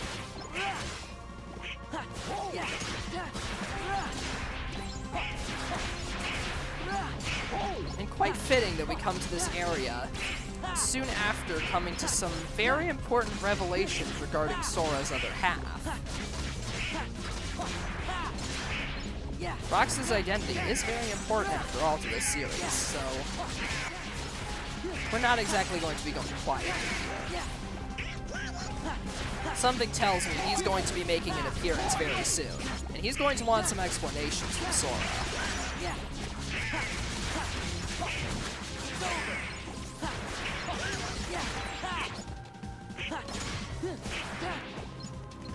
I'm getting all philosophical and shit because I need something to explain / talk about while we're clearing through millions upon millions of waves of default ass Heartless. Like, honestly, if you wanted to, you could pretty much just run through this area. Like, the chests here aren't too important, so, like, if you wanted to, you could pretty much just, like, sprint through this entire area without fighting any of the enemies. Anyways. We make our way to a place that Sora is unfamiliar with, but we, the audience, have seen many times. The rain pours down heavy from overhead as we look on a familiar-looking building. A sight we've seen many a time. Donald! Goofy! Two nobodies seem to be blocking Donald and Goofy. And something is keeping us here. Or rather, someone. A Keyblade. A stranger. We recognize that Keyblade. Welcome to the fight against an organization member who we are very familiar with, but who goes unnamed. This is the most brutal fight that we have fought so far in the entire game. This guy is merciless. He's got 2 Keyblades after all, and he's putting them to good use. As you can see. And this is the problem with this area. You remember that thing that I mentioned a while ago about how in Kingdom Hearts you don't get a checkpoint for an area when you load in if you're going into a boss fight? Yeah, that is the problem. We don't get a simple walk into the boss fight room. We gotta run all the way back to it. Every single time.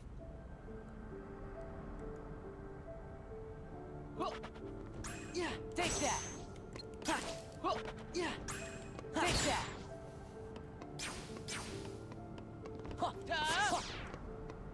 This guy's attacks are difficult, but not impossible to read.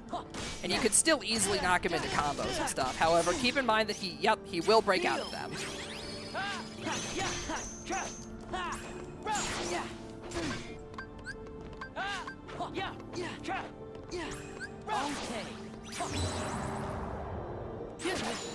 Let's go. By performing the end combo on him, we are able to swipe away his Keyblades. This will empower the basic attacks that we use, and change up his moveset as well. We'll be throwing our Keyblades at him, meanwhile he'll start attacking with these laser projectiles. If he hits you enough, he will get his Keyblades back. As you see there.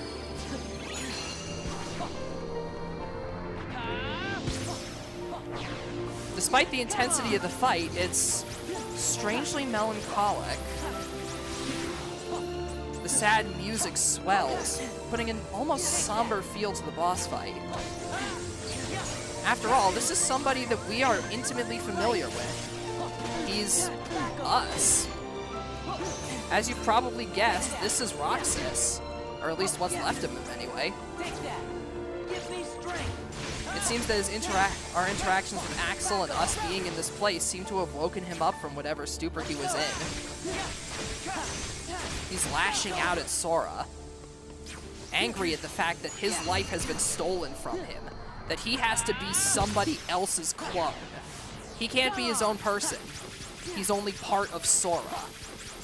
Or at least, that's what he was led to believe by Ansem, who needed Sora alive. Roxas never had the...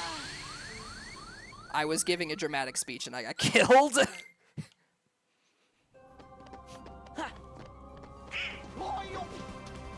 Roxas never had the chance to be his own person.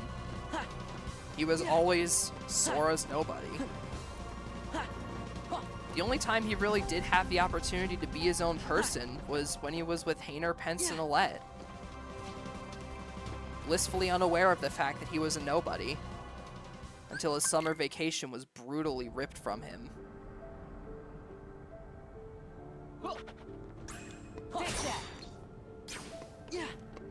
The fight is infinitely more brutal than pretty much anything we have gone through in this game up until this point.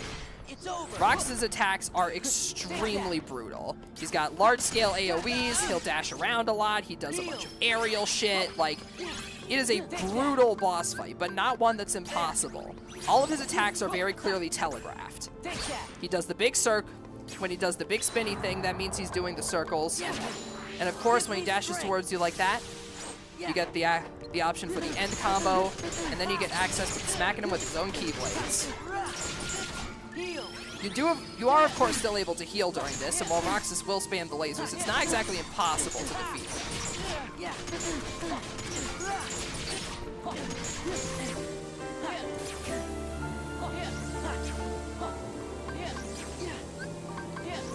However, despite what you might think, Roxas not having his Keyblades doesn't exactly make things easier. He will forcibly get his Keyblades back eventually. However, thanks to the reversal command, we can at least make sure that we don't take any damage when he does. Use the double jump to get out of that. Hit him with Linnet Form in order to recover our health. Honestly, like, if you're wondering why I might be playing so bad, I am legitimately fighting this boss through fucking tears. This boss always fucking gets me, man. Like, every single time I reach this boss, I'm always overcome with just such strong emotions, because, like, it's such a powerful crescendo for this moment, and maybe that's a result of me seeing this game's story during my formative years. You know, back when I was, like, an emotional teenager when the game really resonated with me. And honestly, it still kind of does. That feeling of being someone else's shadow, an imposter of your own self, like, it kind of mirrors a lot of the insecurities that I've had to deal with in my own life. That feeling of not being able to live up to other people's expectations, of just wanting to be yourself but not being allowed to.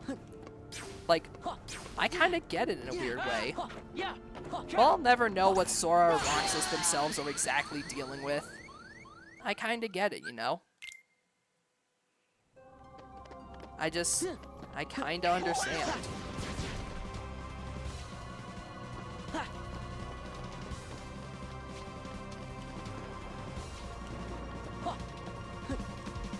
Yeah, like I said, it's a brutal boss fight, but one that the player can definitely overcome. After all, he doesn't have too much health. He has brutal attacks, but that's counterbalanced by the fact that he doesn't have as much health as you'd think he does. Take that.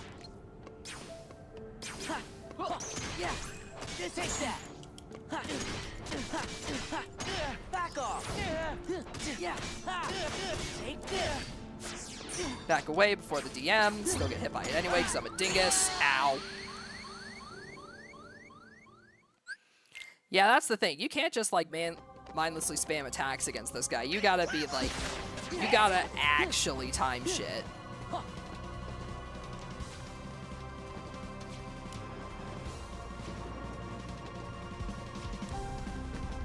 Bam, bam, bam.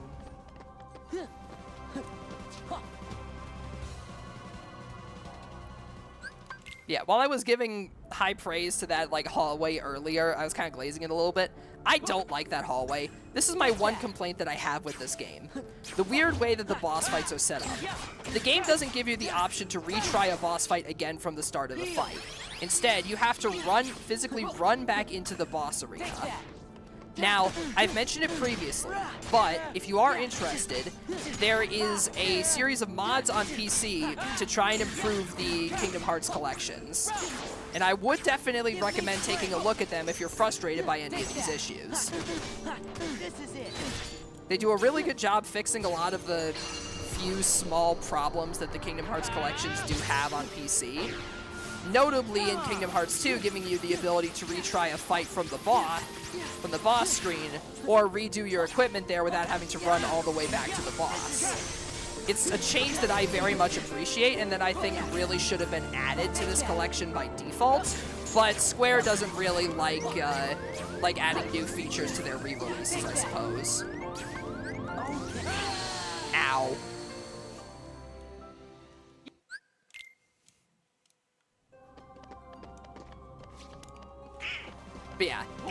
this with the original version because I want to show you guys what the game was like originally. Like, you know, on like as close to original hardware as you can get with all of the pain of having to run back and forth between the boss arena. Like, I'm showing you guys the original experience, but if you really do not want to bother with this, I would highly recommend getting that mod, because the boss fight redo change is something that they actually did change in Kingdom Hearts 3. Like, you can just restart from the boss fight in Kingdom Hearts 3, but for some reason they didn't go back and add this change to 2.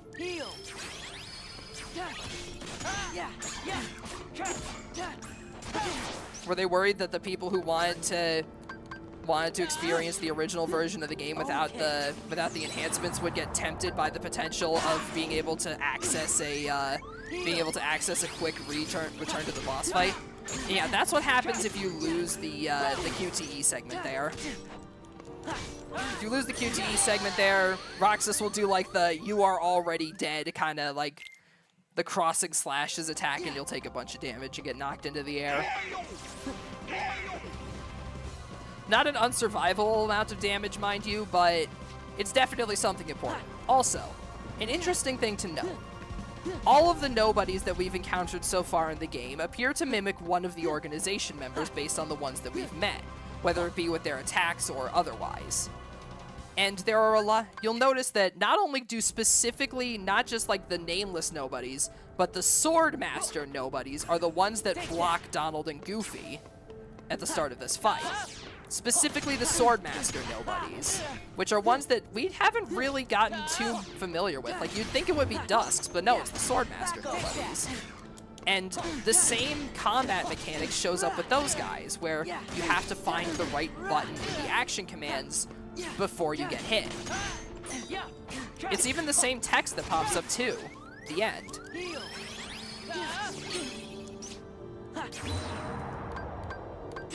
We finally do have an identity for those Masterless Heartless. The Sword Heartless are connected to Roxas. After all, each of the organization members is connected to some variety of the nobodies that we've encountered so far. The Sword nobodies are just connected to Roxas. And it makes sense that they have been some of the most brutal that we've fought against. After all, they're nobodies without their king. All the other nobodies have their masters alive, and they're all connected to someone. Aside from the basic Dusks, they all have some form of connection to one of the organization members or another. But the Swordmaster nobodies lost Roxas a long time ago, along with the rest of the organization. So it makes sense that in any scenario where we've come across nobodies in connection to Roxas, it's always been those Swordmaster nobodies. After all, Roxas was their king. And when their king became part of Sora once again, his throne remained empty. Forever doomed to be someone else's shadow. Even now, we're unsure if this is just Roxas himself trying to fight back against Sora, or if it's just the memory of Roxas brought on by coming back to this place that was so close to him.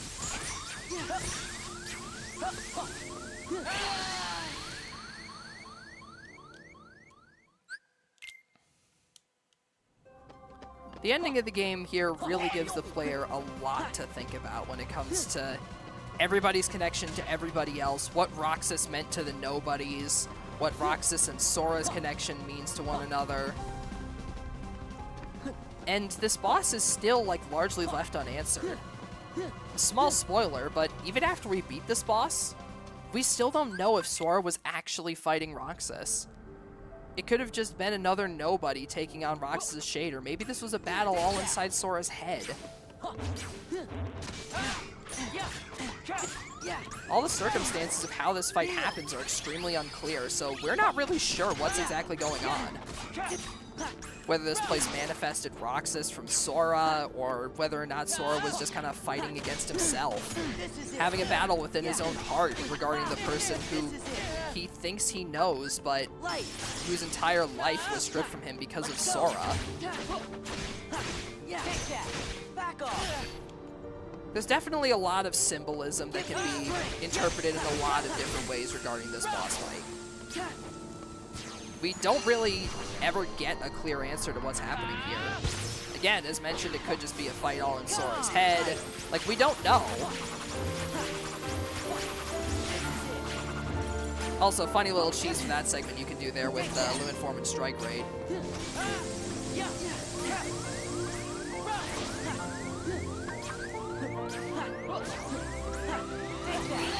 Damn it.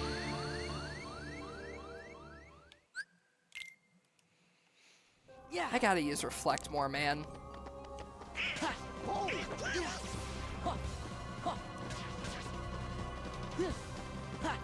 Like, I gotta stop relying on dodge rolls and start using Reflect a lot more, because a lot of these attacks wouldn't be that bad if I just remembered to use Reflect. Like, that's the one thing that I'm really bad at when it comes to KH2. I never remember to use Reflect. Take that! Take that! This is it! Take this! Like, see?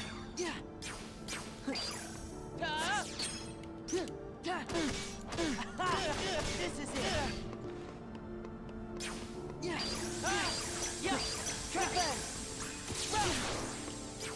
Heal!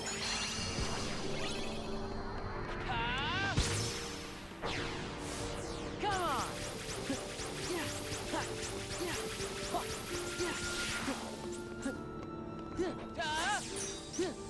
Yeah, I've spent like this entire boss fight so far glazing this section, but it's like, it just really is amazing. It's such a beautifully thematic yet brutal boss fight. Right. Take that.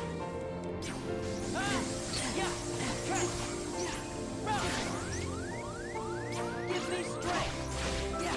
Take that. Take that. Having to finally confront the person whose life we effectively stole.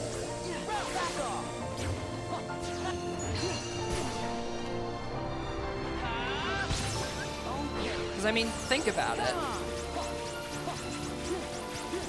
Roxas didn't ask to be brought into this world. It's just a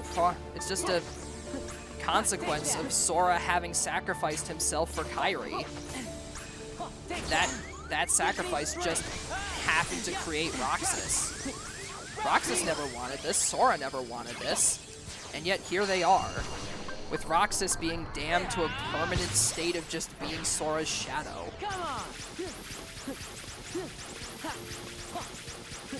Maybe they could have lived separate lives. They could have been their own people. Who's to say? This is it. But Sora's always been the hero. It's over. And so Roxas wasn't allowed to be his own person.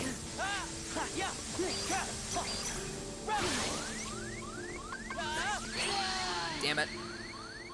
Yeah, I should have healed.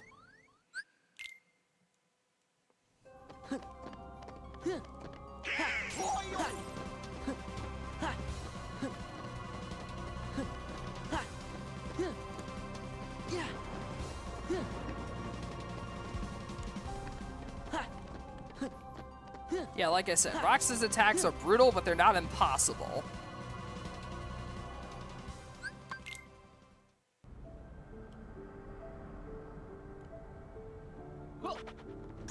Take that.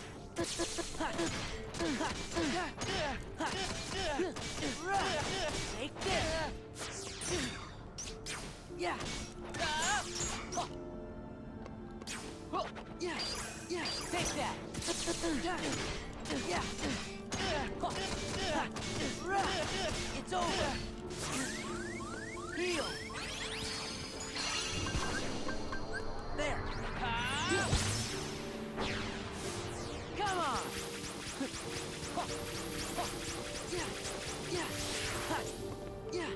Yeah.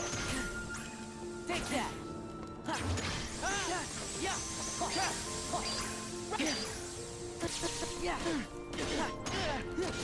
Yeah, Roxas' story is a beautifully tragic one, and one that I wish was able to be told to modern audiences more effectively, because the thing is, 358 over 2 days, the game that Roxas came from, is locked to the DS.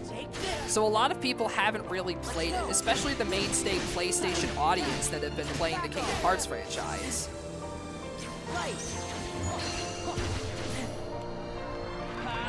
So the main audience for the series didn't really get to see the game. And in the modern re-release collections, 358 over 2 days is just a cutscene. It's just a movie. You don't even get to see the actual game itself play out.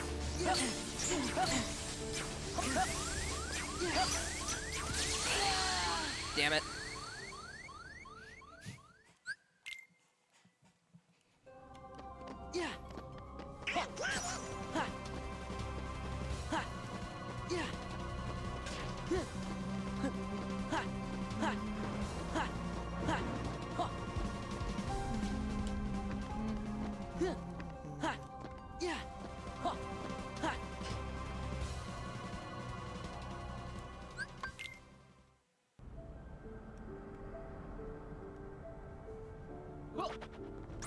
Take that!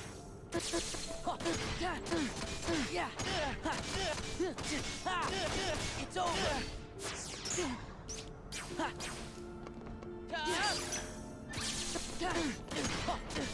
It's over! Yeah! Back off!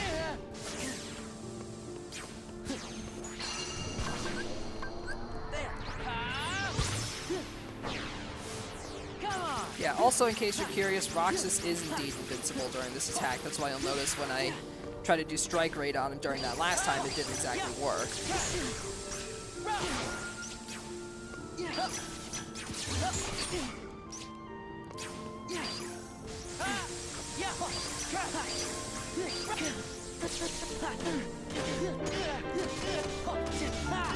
Back off!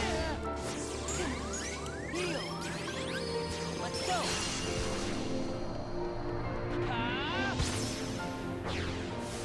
Come on!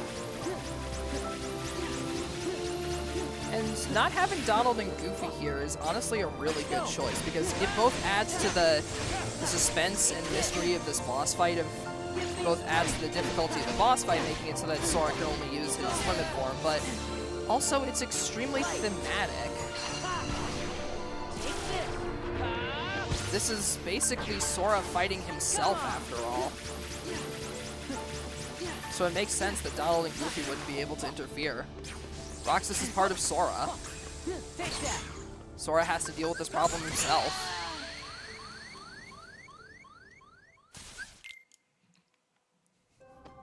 Yeah. Yeah.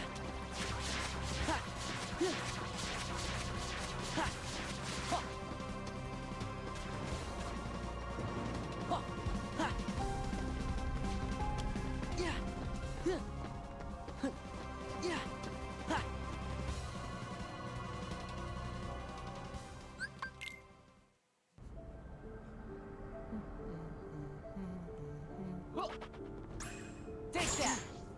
Damn it, mistimed it. Take that. It's over. Back off. Heal. Back off. Okay. Yeah. Yeah.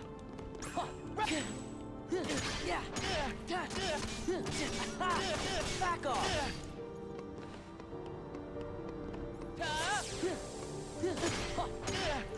Yeah. This is it.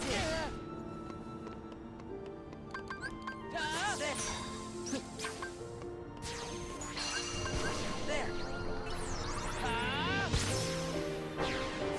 Yeah, whenever he does, like, he starts doing this big attack, that is your cue to heal up, because it gives you, like, that cutscene he does, the little cutscene he does, plenty of time to get ready, to get yourself, like, healed and everything.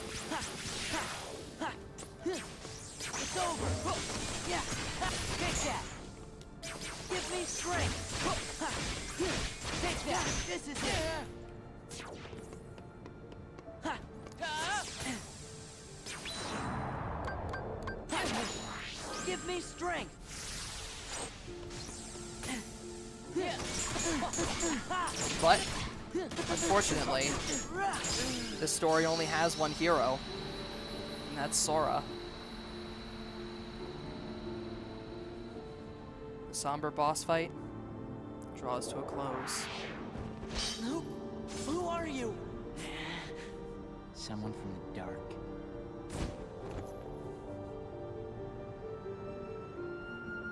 You can't be Riku. Riku. I defeated a Riku once. You what? Tell me. Tell me why he picked you.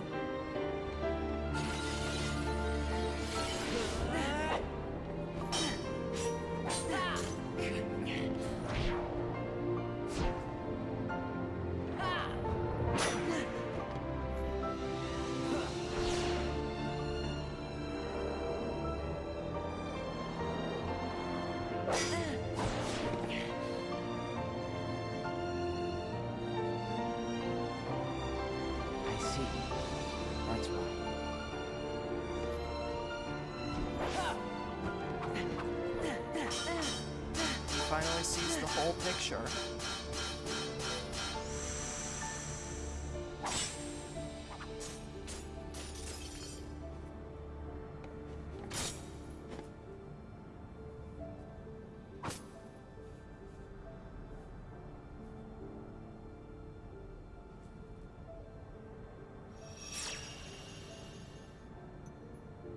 What?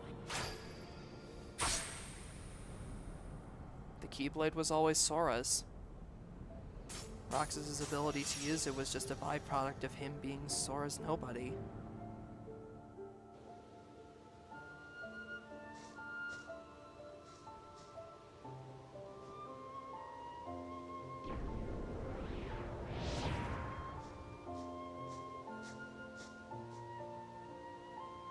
You seek answers.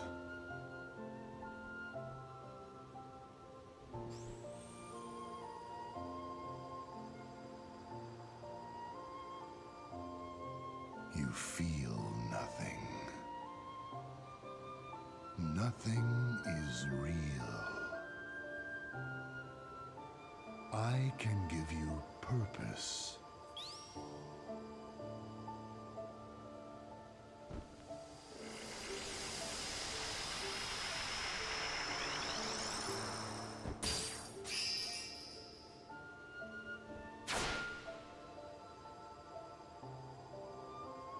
Roxas.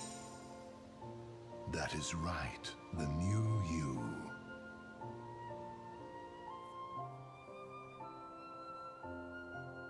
Look who's finally awake.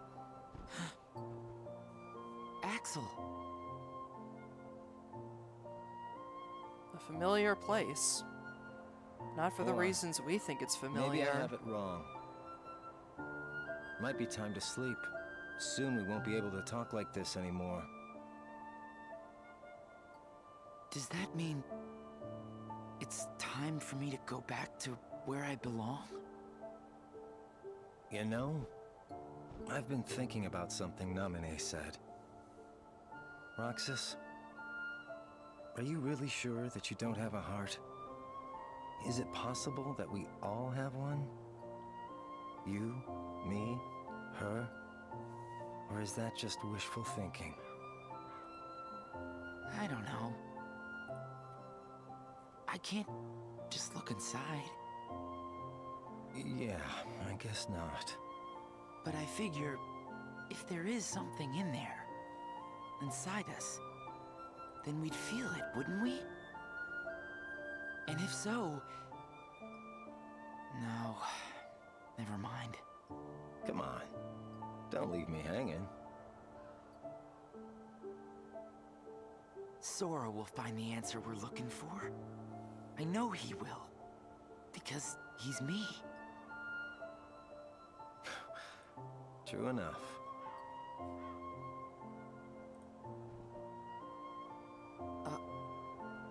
Thanks.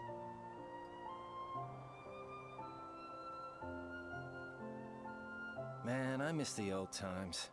Still got it memorized. The day we met, when you got your new name, you and I sat right here and watched the sunset. Yeah. This place is home. Me, Hayner, Pence, Olette, we've shared a lot of adventures. You'll see them again. I know you will. Yeah. You're right. Well, I should go. Sora's waiting for me. Yeah, I suppose he is. Man, this is some good ice cream, huh?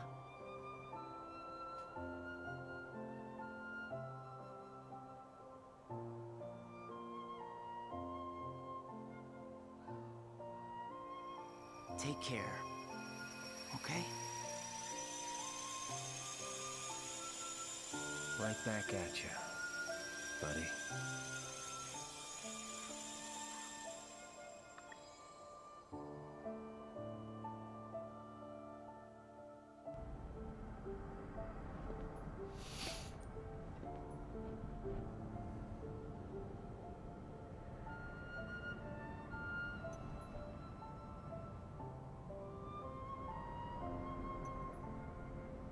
You make a good other.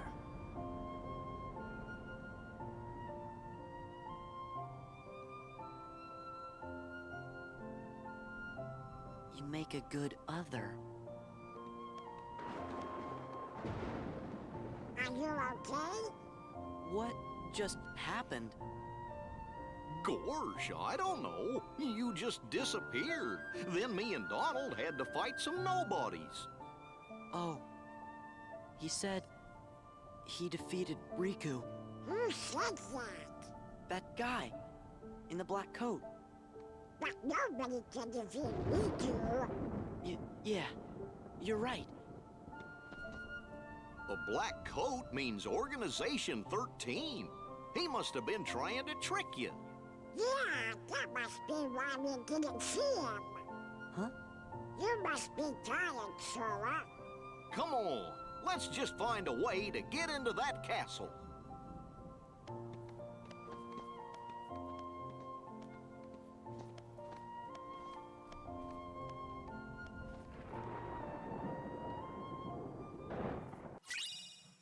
And with that, we have unlocked a new Keyblade. 2 become 1. A weapon of great strength and magic that has a special effect. Seems like a pretty powerful Keyblade, right? It even comes with its own special ability. 2 become 1. Interesting. Let's try it out. After all, it is pretty powerful. We're also going to start encountering the advanced Heartless now, so now that we're past the initial portion, we are getting into the serious stuff.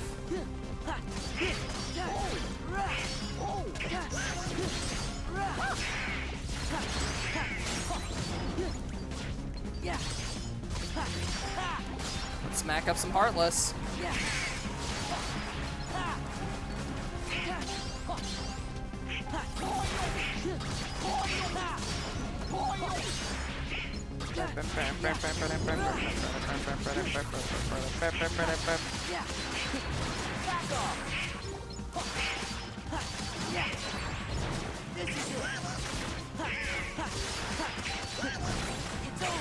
Alright, we got access to our drive form, so let's go and level up Wisdom. Oh, dang. Unlucky. Ended up with Anti-Form instead. That's a shame. Well, the good news is that since we got Anti-Form out of the way, the next one is guaranteed to be a regular form, so just gotta wear this one out, build up the drive gauge again, and we can start all over. It's nice that that didn't happen during the boss fight, at least.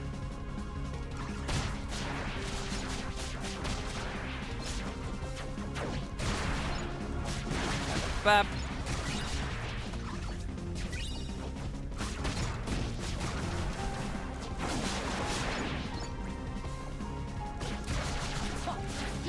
There we go, back to our normal self.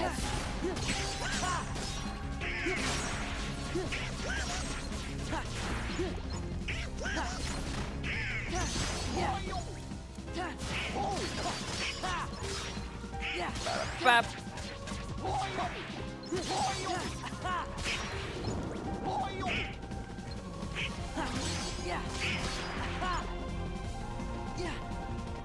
Alright. Seems to be the last of the Heartless. So let's go back and do that other area. Now, let's go back and actually grab the items in it now. Use some AP boosts on Sora, and you know what? Why not? I've had a bunch of these, or at least I thought I had some drive recoveries rotting in my inventory. Seems like I don't. Oh well. But yeah, now we can go ahead and keep moving. Back to the Fragment Crossing.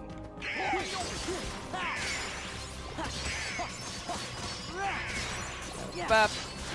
Yeah, now we can actually clear out this area for real. Now that the boss fight's out of the way, we can go and get all the items, and it'll actually be a permanent thing this time instead of having to worry about walking through that area and ended up in a boss fight, you know.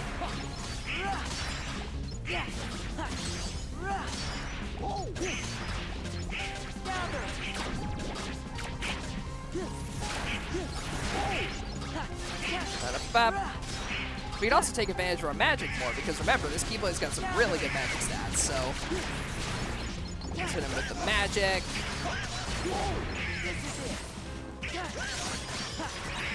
And let's go Wisdom Form again. Well, that's not right. You see, chat, I've been lying. I actually know what this Keyblade does. This Keyblade is a beginner's trap.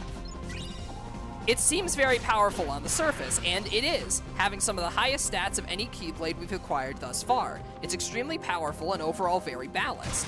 However, its ability, Light and Darkness, whenever you activate a drive form, it forces you into anti-form. There is one other form that has unlocked after the Roxas boss fight that we can also transform into. However, at the moment, it's not available in our form hotbar, as you can see.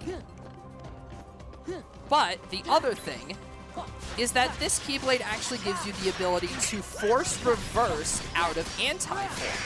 It's the only Keyblade that lets you do this. Previously, you just had to wait out the clock. But this Keyblade actually lets you force reverse out of anti-form. So this essentially lets you trigger anti-form at will. And while anti-form isn't the greatest, it does have some applications. For example, stun locking larger enemies, as anti-form's hits build up a boss's rage attack a lot slower than other drive forms.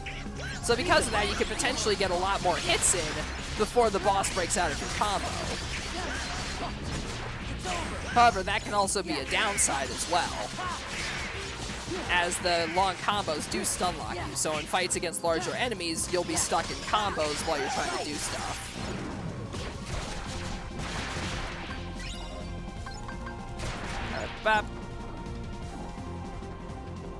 Yeah, as you can see, when we're out of combat, reverse does light up, so we can actually, revert does light up, so you can actually revert out of anti-form while you are using this Keyblade, which is actually a pretty nice ability.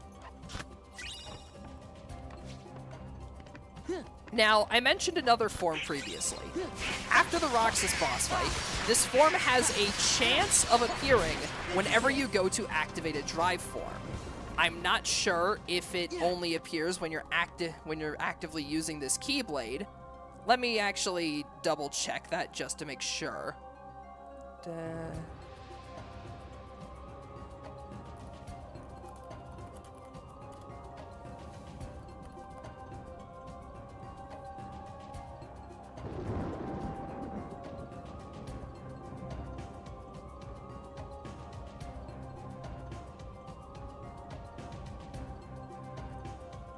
Yeah, okay, so I don't need to use this Keyblade to do it, so I'm thinking I'm gonna switch back now, but yeah. At the moment, this Keyblade, trash. And even once we unlock that other form, it's not exactly the best then either. Because more often than not, you want the versatility of being able to activate your other drive forms instead of just being locked into one. So, as mentioned previously, 2 become 1. It's a beginner's trap. A lot of people are going to see the higher stats, equip it, and then not realize that its effect prevents you from using other forms. So you're just going to get locked into anti-form. Again, certain strategies can make use of anti-form, and I applaud the people that are able to utilize it effectively. But conversely, our other option is Sleeping Lion, which has the same attack, 1 less point of magic, and has a combo booster instead of basically disabling our drive forms. So, yeah, I'm gonna be sticking with Sleeping Lion for now. Thanks. Bam, bam, bam, bam. Ba-da-ba.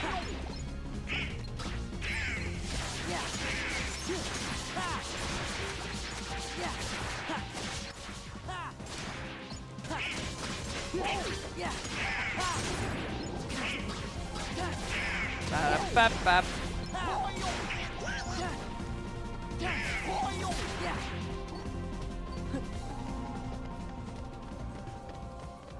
But yeah, now we've actually grabbed all of the chests in this area for real this time.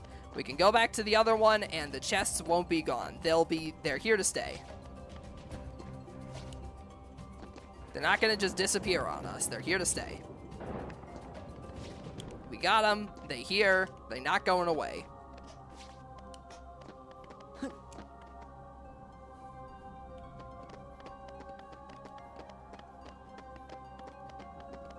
But yeah, this area does have a name.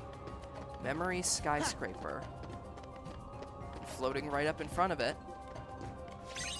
Another puzzle piece. The building keeps watch over the residents of the dark.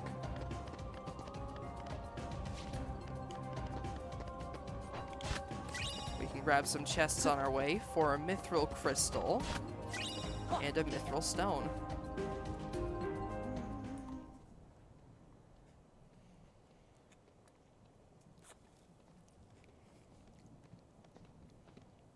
And here we have it, the organization's castle. But how are we going to reach it? Somewhere.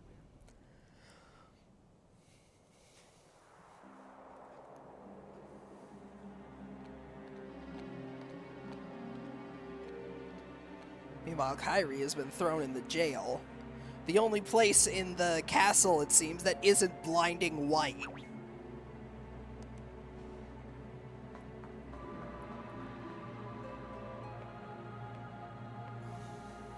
What are you going to do with us?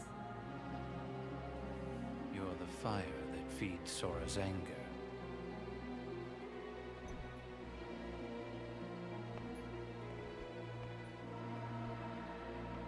No.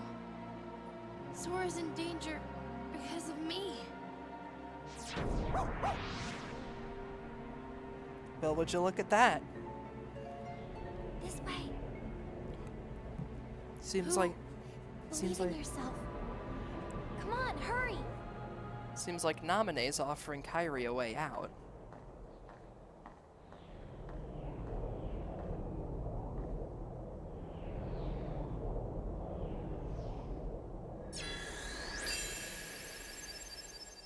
Interestingly, it seems like Naminé has a similar underdress to Kairi.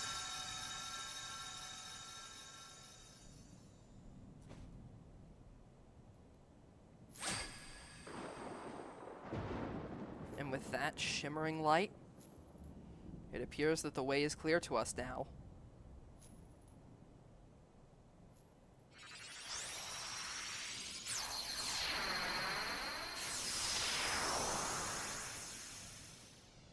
Kairi, we're almost there.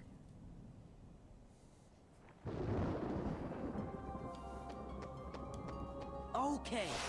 We open up this. We get a map of the Dark City. But just over to the side here, we find another Orichalcum Plus. Now, before we go on to the big final area, the last confrontation, as it were. We're actually going to go do something else for a little while. You know how I mentioned that there's a drive form we're missing, and that has a chance to activate randomly when using another drive form? Well, it just so happens a certain Colosseum event basically allows us to spam drive forms.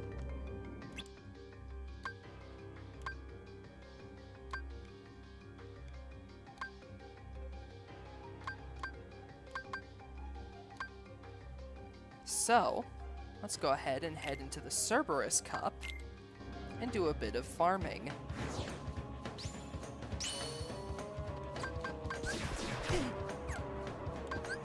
Light. Now, while we're not using Master Form, we do also, the other form, we do also have the ability to use the other forms. However, one thing we can do is we can just revert out when we don't get the form and then just build the gauge back up. After all, we are fighting enemies that are several times under our level, so it's not like there'll be a problem for Sora in his base form. Yeah. Let's go. And with the Master Form again.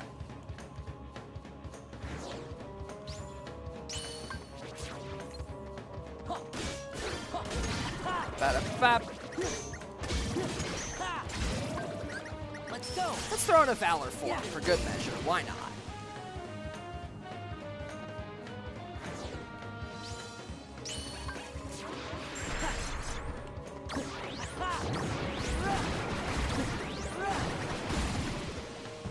Just spamming shift shot there worked perfectly fine. Cool.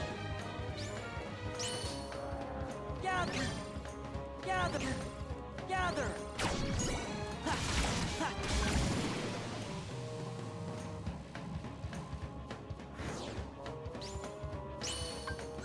Hit with another Valor form. Yeah. Then immediately change back.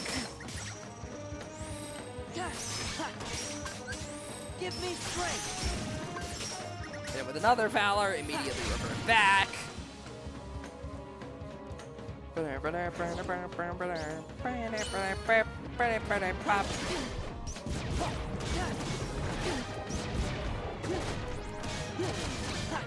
Light. Yeah. Yeah. Yeah. Yeah. Ba-ba-da-ba. Now remember, this is random chance. I don't know when I'm going to get this new form. It just happens. Valor again. Yeah. Yeah.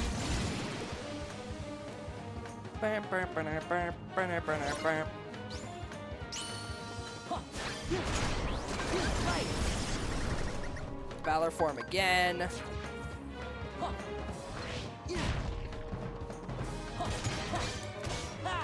Take this.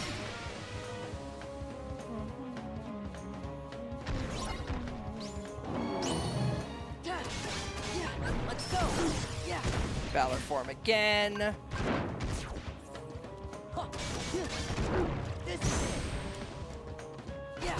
Now we do have to be a little bit more careful when fighting Cerberus, but it's fine. Again, he is only level 30, so we're good. Give me strength.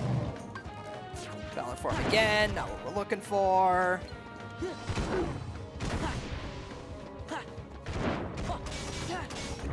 Take this.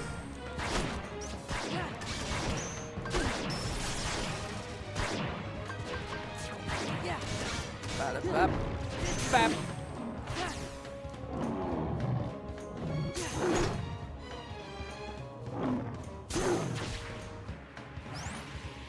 This is it. Bonk. Yeah.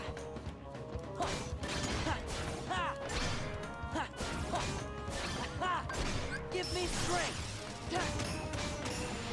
Nope, still not it. All right, so that's one Olympus Cup run with that's one cup run with no new form. No big deal. Light. Yeah. Yeah. Let's go. We got anti-form. All right, then. However, the good news is that anti-form doesn't carry over between tournament rounds, so thankfully we don't have to worry about being stuck in it for most of the and ruining our farming efforts. Give me strength. Or not. I guess I ended up lying.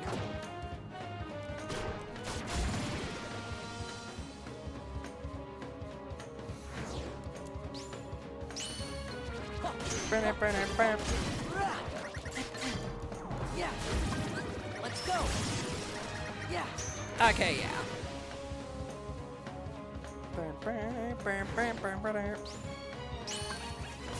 Yeah.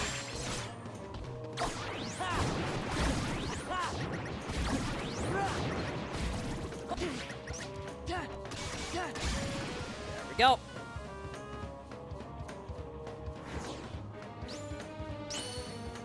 Gather. Give me strength. Valor form again. Yeah, remember the form transformation does do damage. Yeah. It's like a Kamen Rider transformation, how the transformation can attack your enemies as well.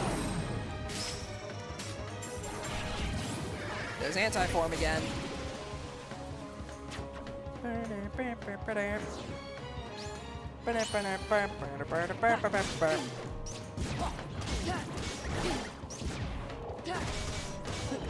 Back off.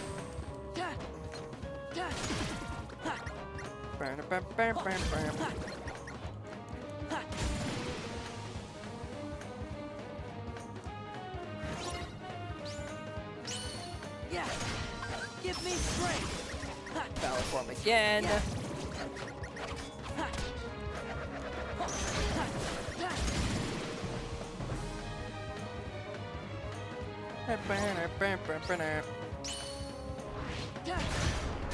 Light.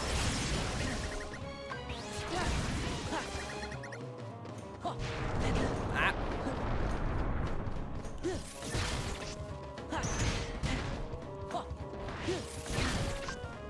Give me strength. That's anti-form. Not what we're looking for. Block the Cerberus. Yeah. Smack the dog. This is it. Yeah. Let's go. Still not what we're looking for.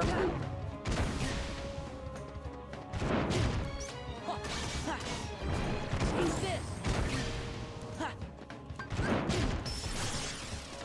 Nope. Nope. Take this. Light. Nope.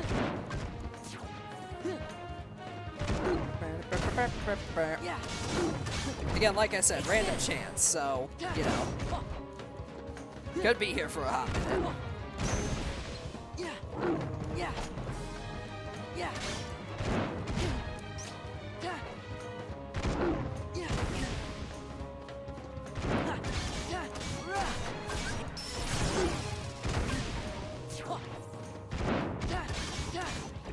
This is it. Yeah. Yeah. Let's go. Nope. Still no dice.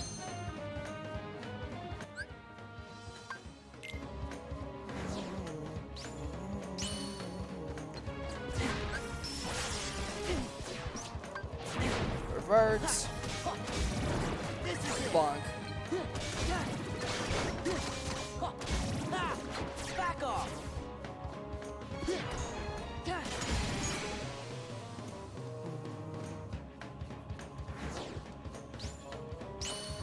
You know what, let's mix it up a bit. Let's throw in a wisdom form. Nope, that's anti-form.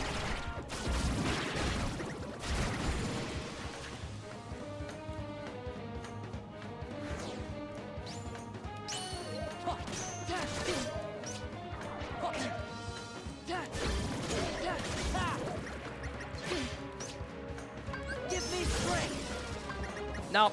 still not what we're looking for. I'm just getting pretty unlucky tonight with this, huh?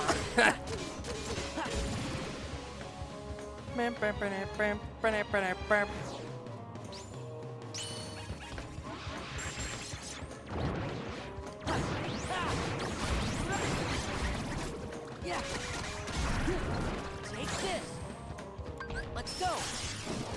No.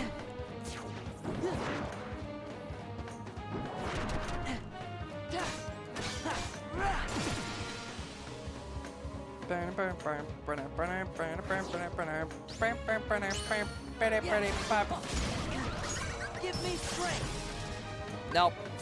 Yeah. Let's go. Nope.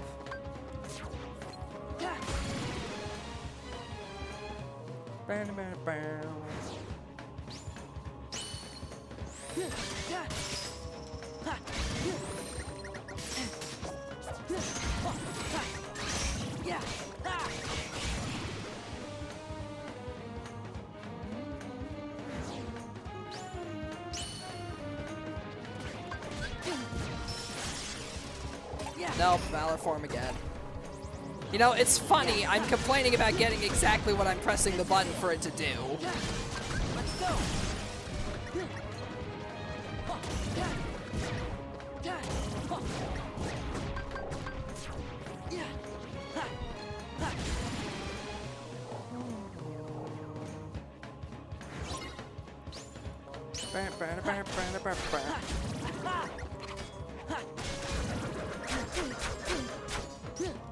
Give me strength. Nope. Yeah.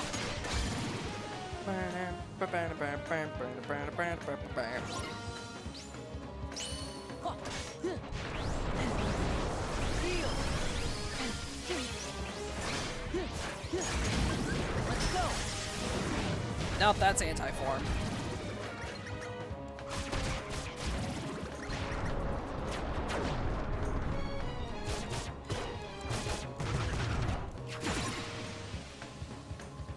Though it is interesting to note that anti-form can hurt the fat guys directly. It's over. Instead of having to hit behind them, but I suppose that makes sense. With anti-form's more unwieldy control, it does kind of make sense. Light. Nope. Yeah. Back off. Yeah.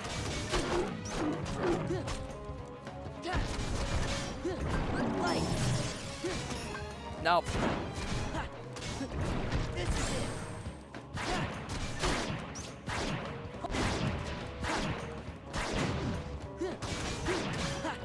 Give me strength. Nope. Again, me complaining about the game doing exactly what I'm telling it to do when I hit the button that says Valor Form. I don't want Valor Form, I want the other form.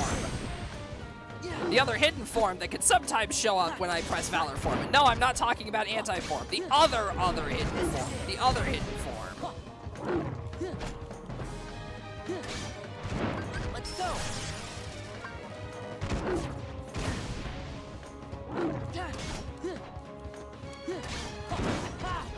It's over.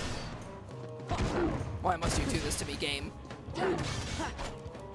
Yeah. This is it.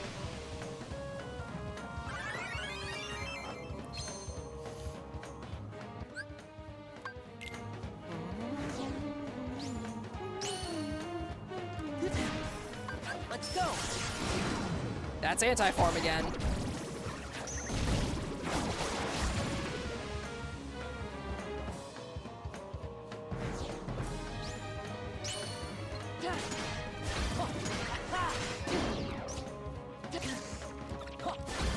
Bop.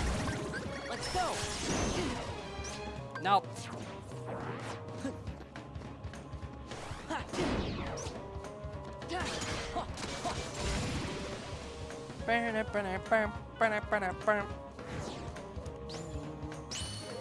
Yeah.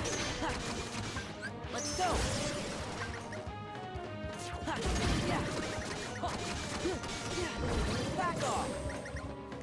Yeah. Fuck.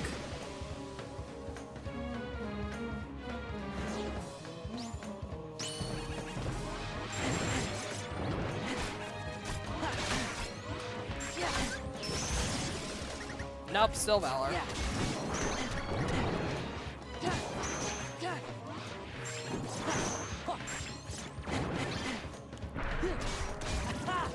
Back off.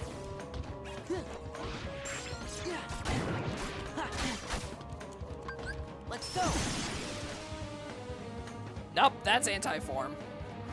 Good thing I entered at the end of the round at least.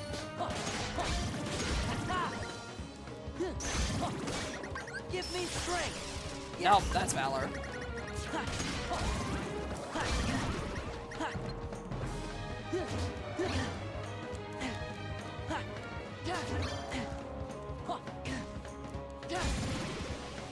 Monkey, die.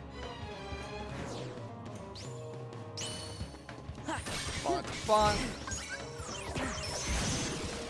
Nope.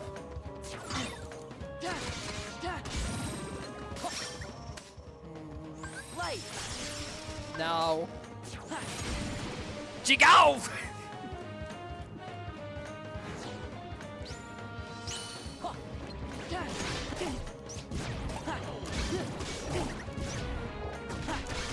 I swear to God, I feel like when fucking doing this process over and over again is when making me feel like when fucking Getum was trying to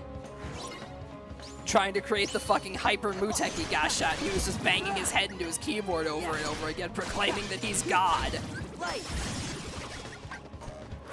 Saikyo no Kamina!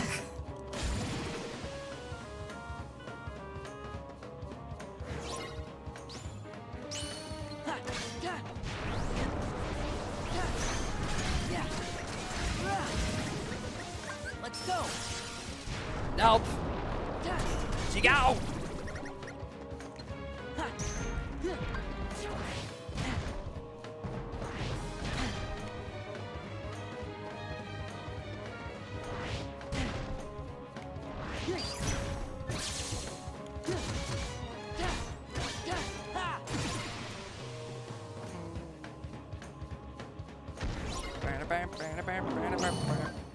Let's go.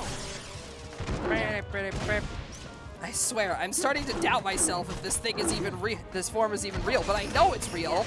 I've unlocked it before. I know it exists.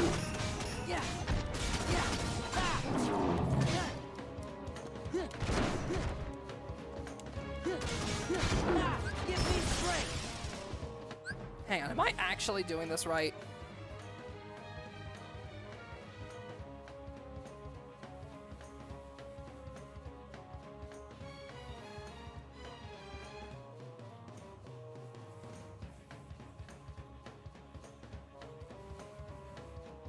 I swear I'm losing my mind.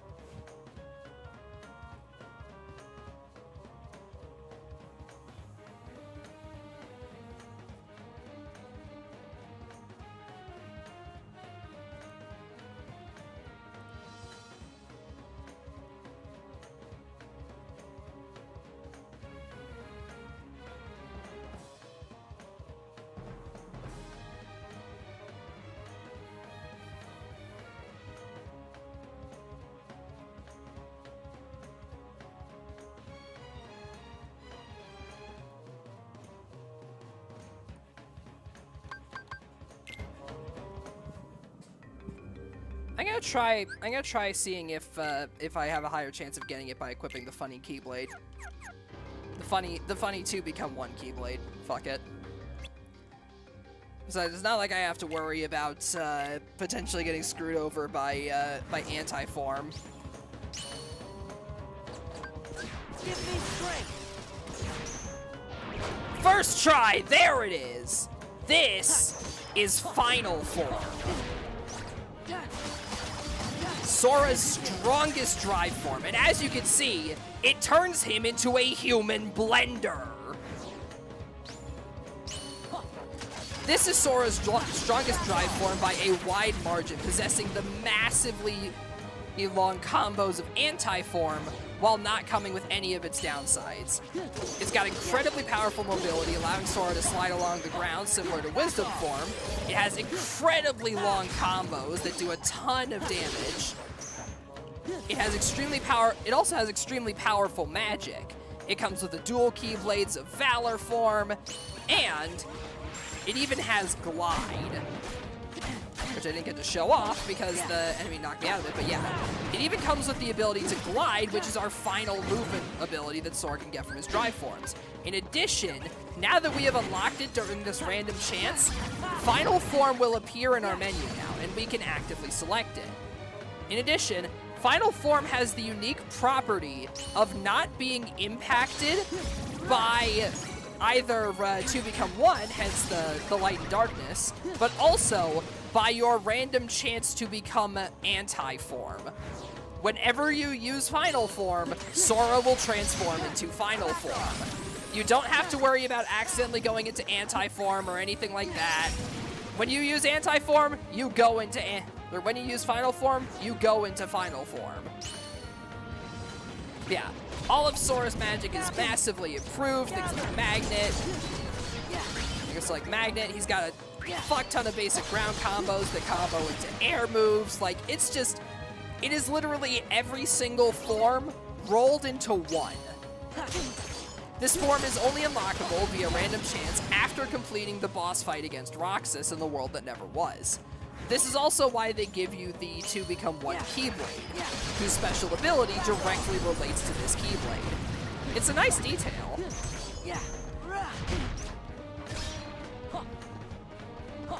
But yeah, it is an incredibly powerful Keyblade that does a fuck ton of damage. Or it's an incredibly powerful form that does a fuck ton of damage and is just overall really damn solid. The downside is that it costs 5 drive gauge in order to use. So at the moment, that is our maximum capacity for drive gauge. So it's high investment, but very high, I pressed the wrong button. But yeah, it's high investment, but very high reward.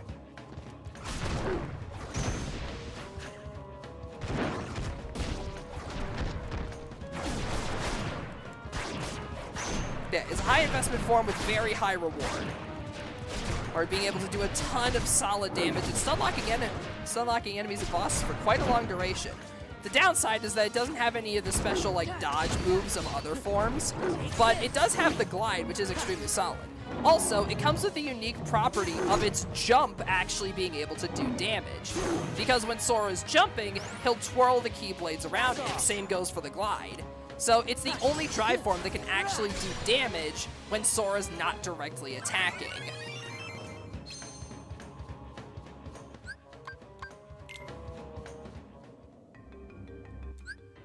But yeah, if we check Sora's ability, there it is.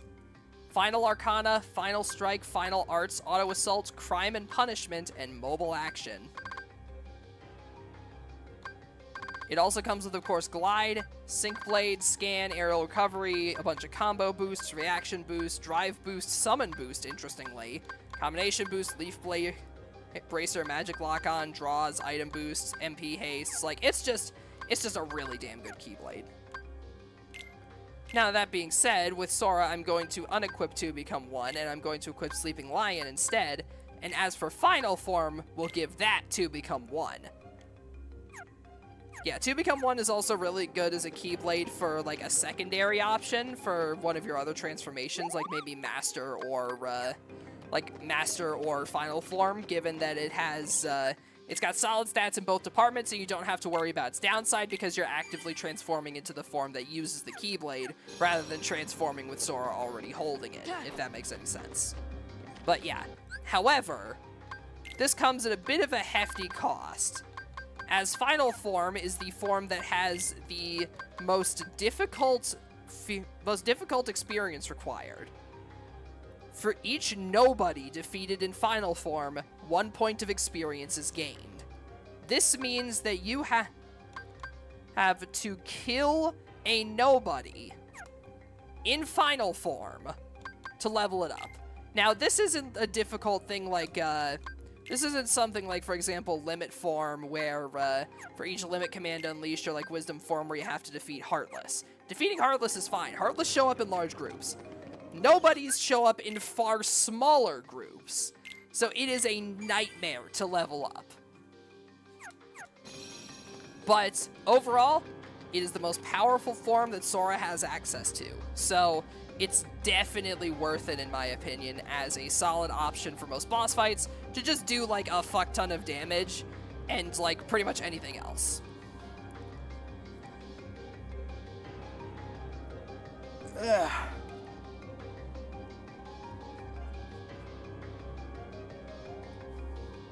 But yeah, I'd say that wraps things up here for tonight. We made it through Twilight Town. We made it through the last of the Disney worlds, made it to the world that never was, defeated Roxas, and reached a resolution. And now the combined power of Sora and Roxas has unlocked Final Form. With it, we'll hopefully be able to defeat Organization 13 and finally save Kairi. So, I'd like to thank you all very much for watching. Super appreciate it. Let's go ahead and find someone to raid, shall we?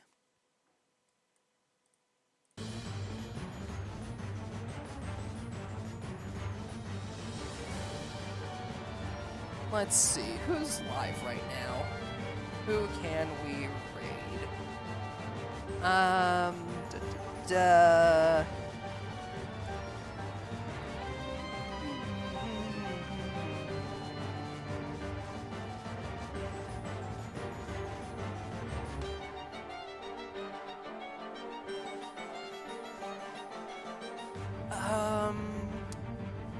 Let's go raid Sheeb. Why not? I haven't raided Sheeb in a while.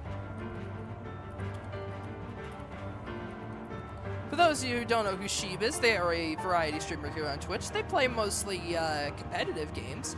Looks like tonight they are playing some Rainbow Six Siege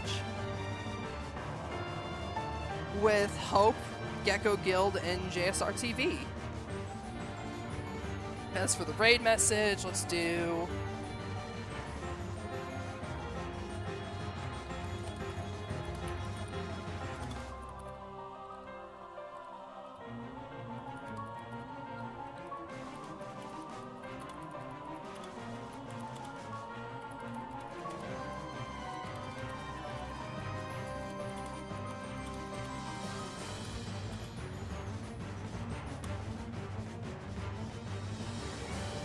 Beam Brigade helped Sora unlock Final Form with the power of friendship and to lots of grinding. I misspelled of. Let me fix that. There we go. But yeah, I'd like to thank you all very much for watching. Super appreciate it. Tomorrow night we're going to be playing some more Lobotomy Corporation. Then Wednesday night is going to be our... vote night. Join the Discord if you would like to vote on that. And, yeah. Thank you all very much for watching, and I'll see you all tomorrow. Bye!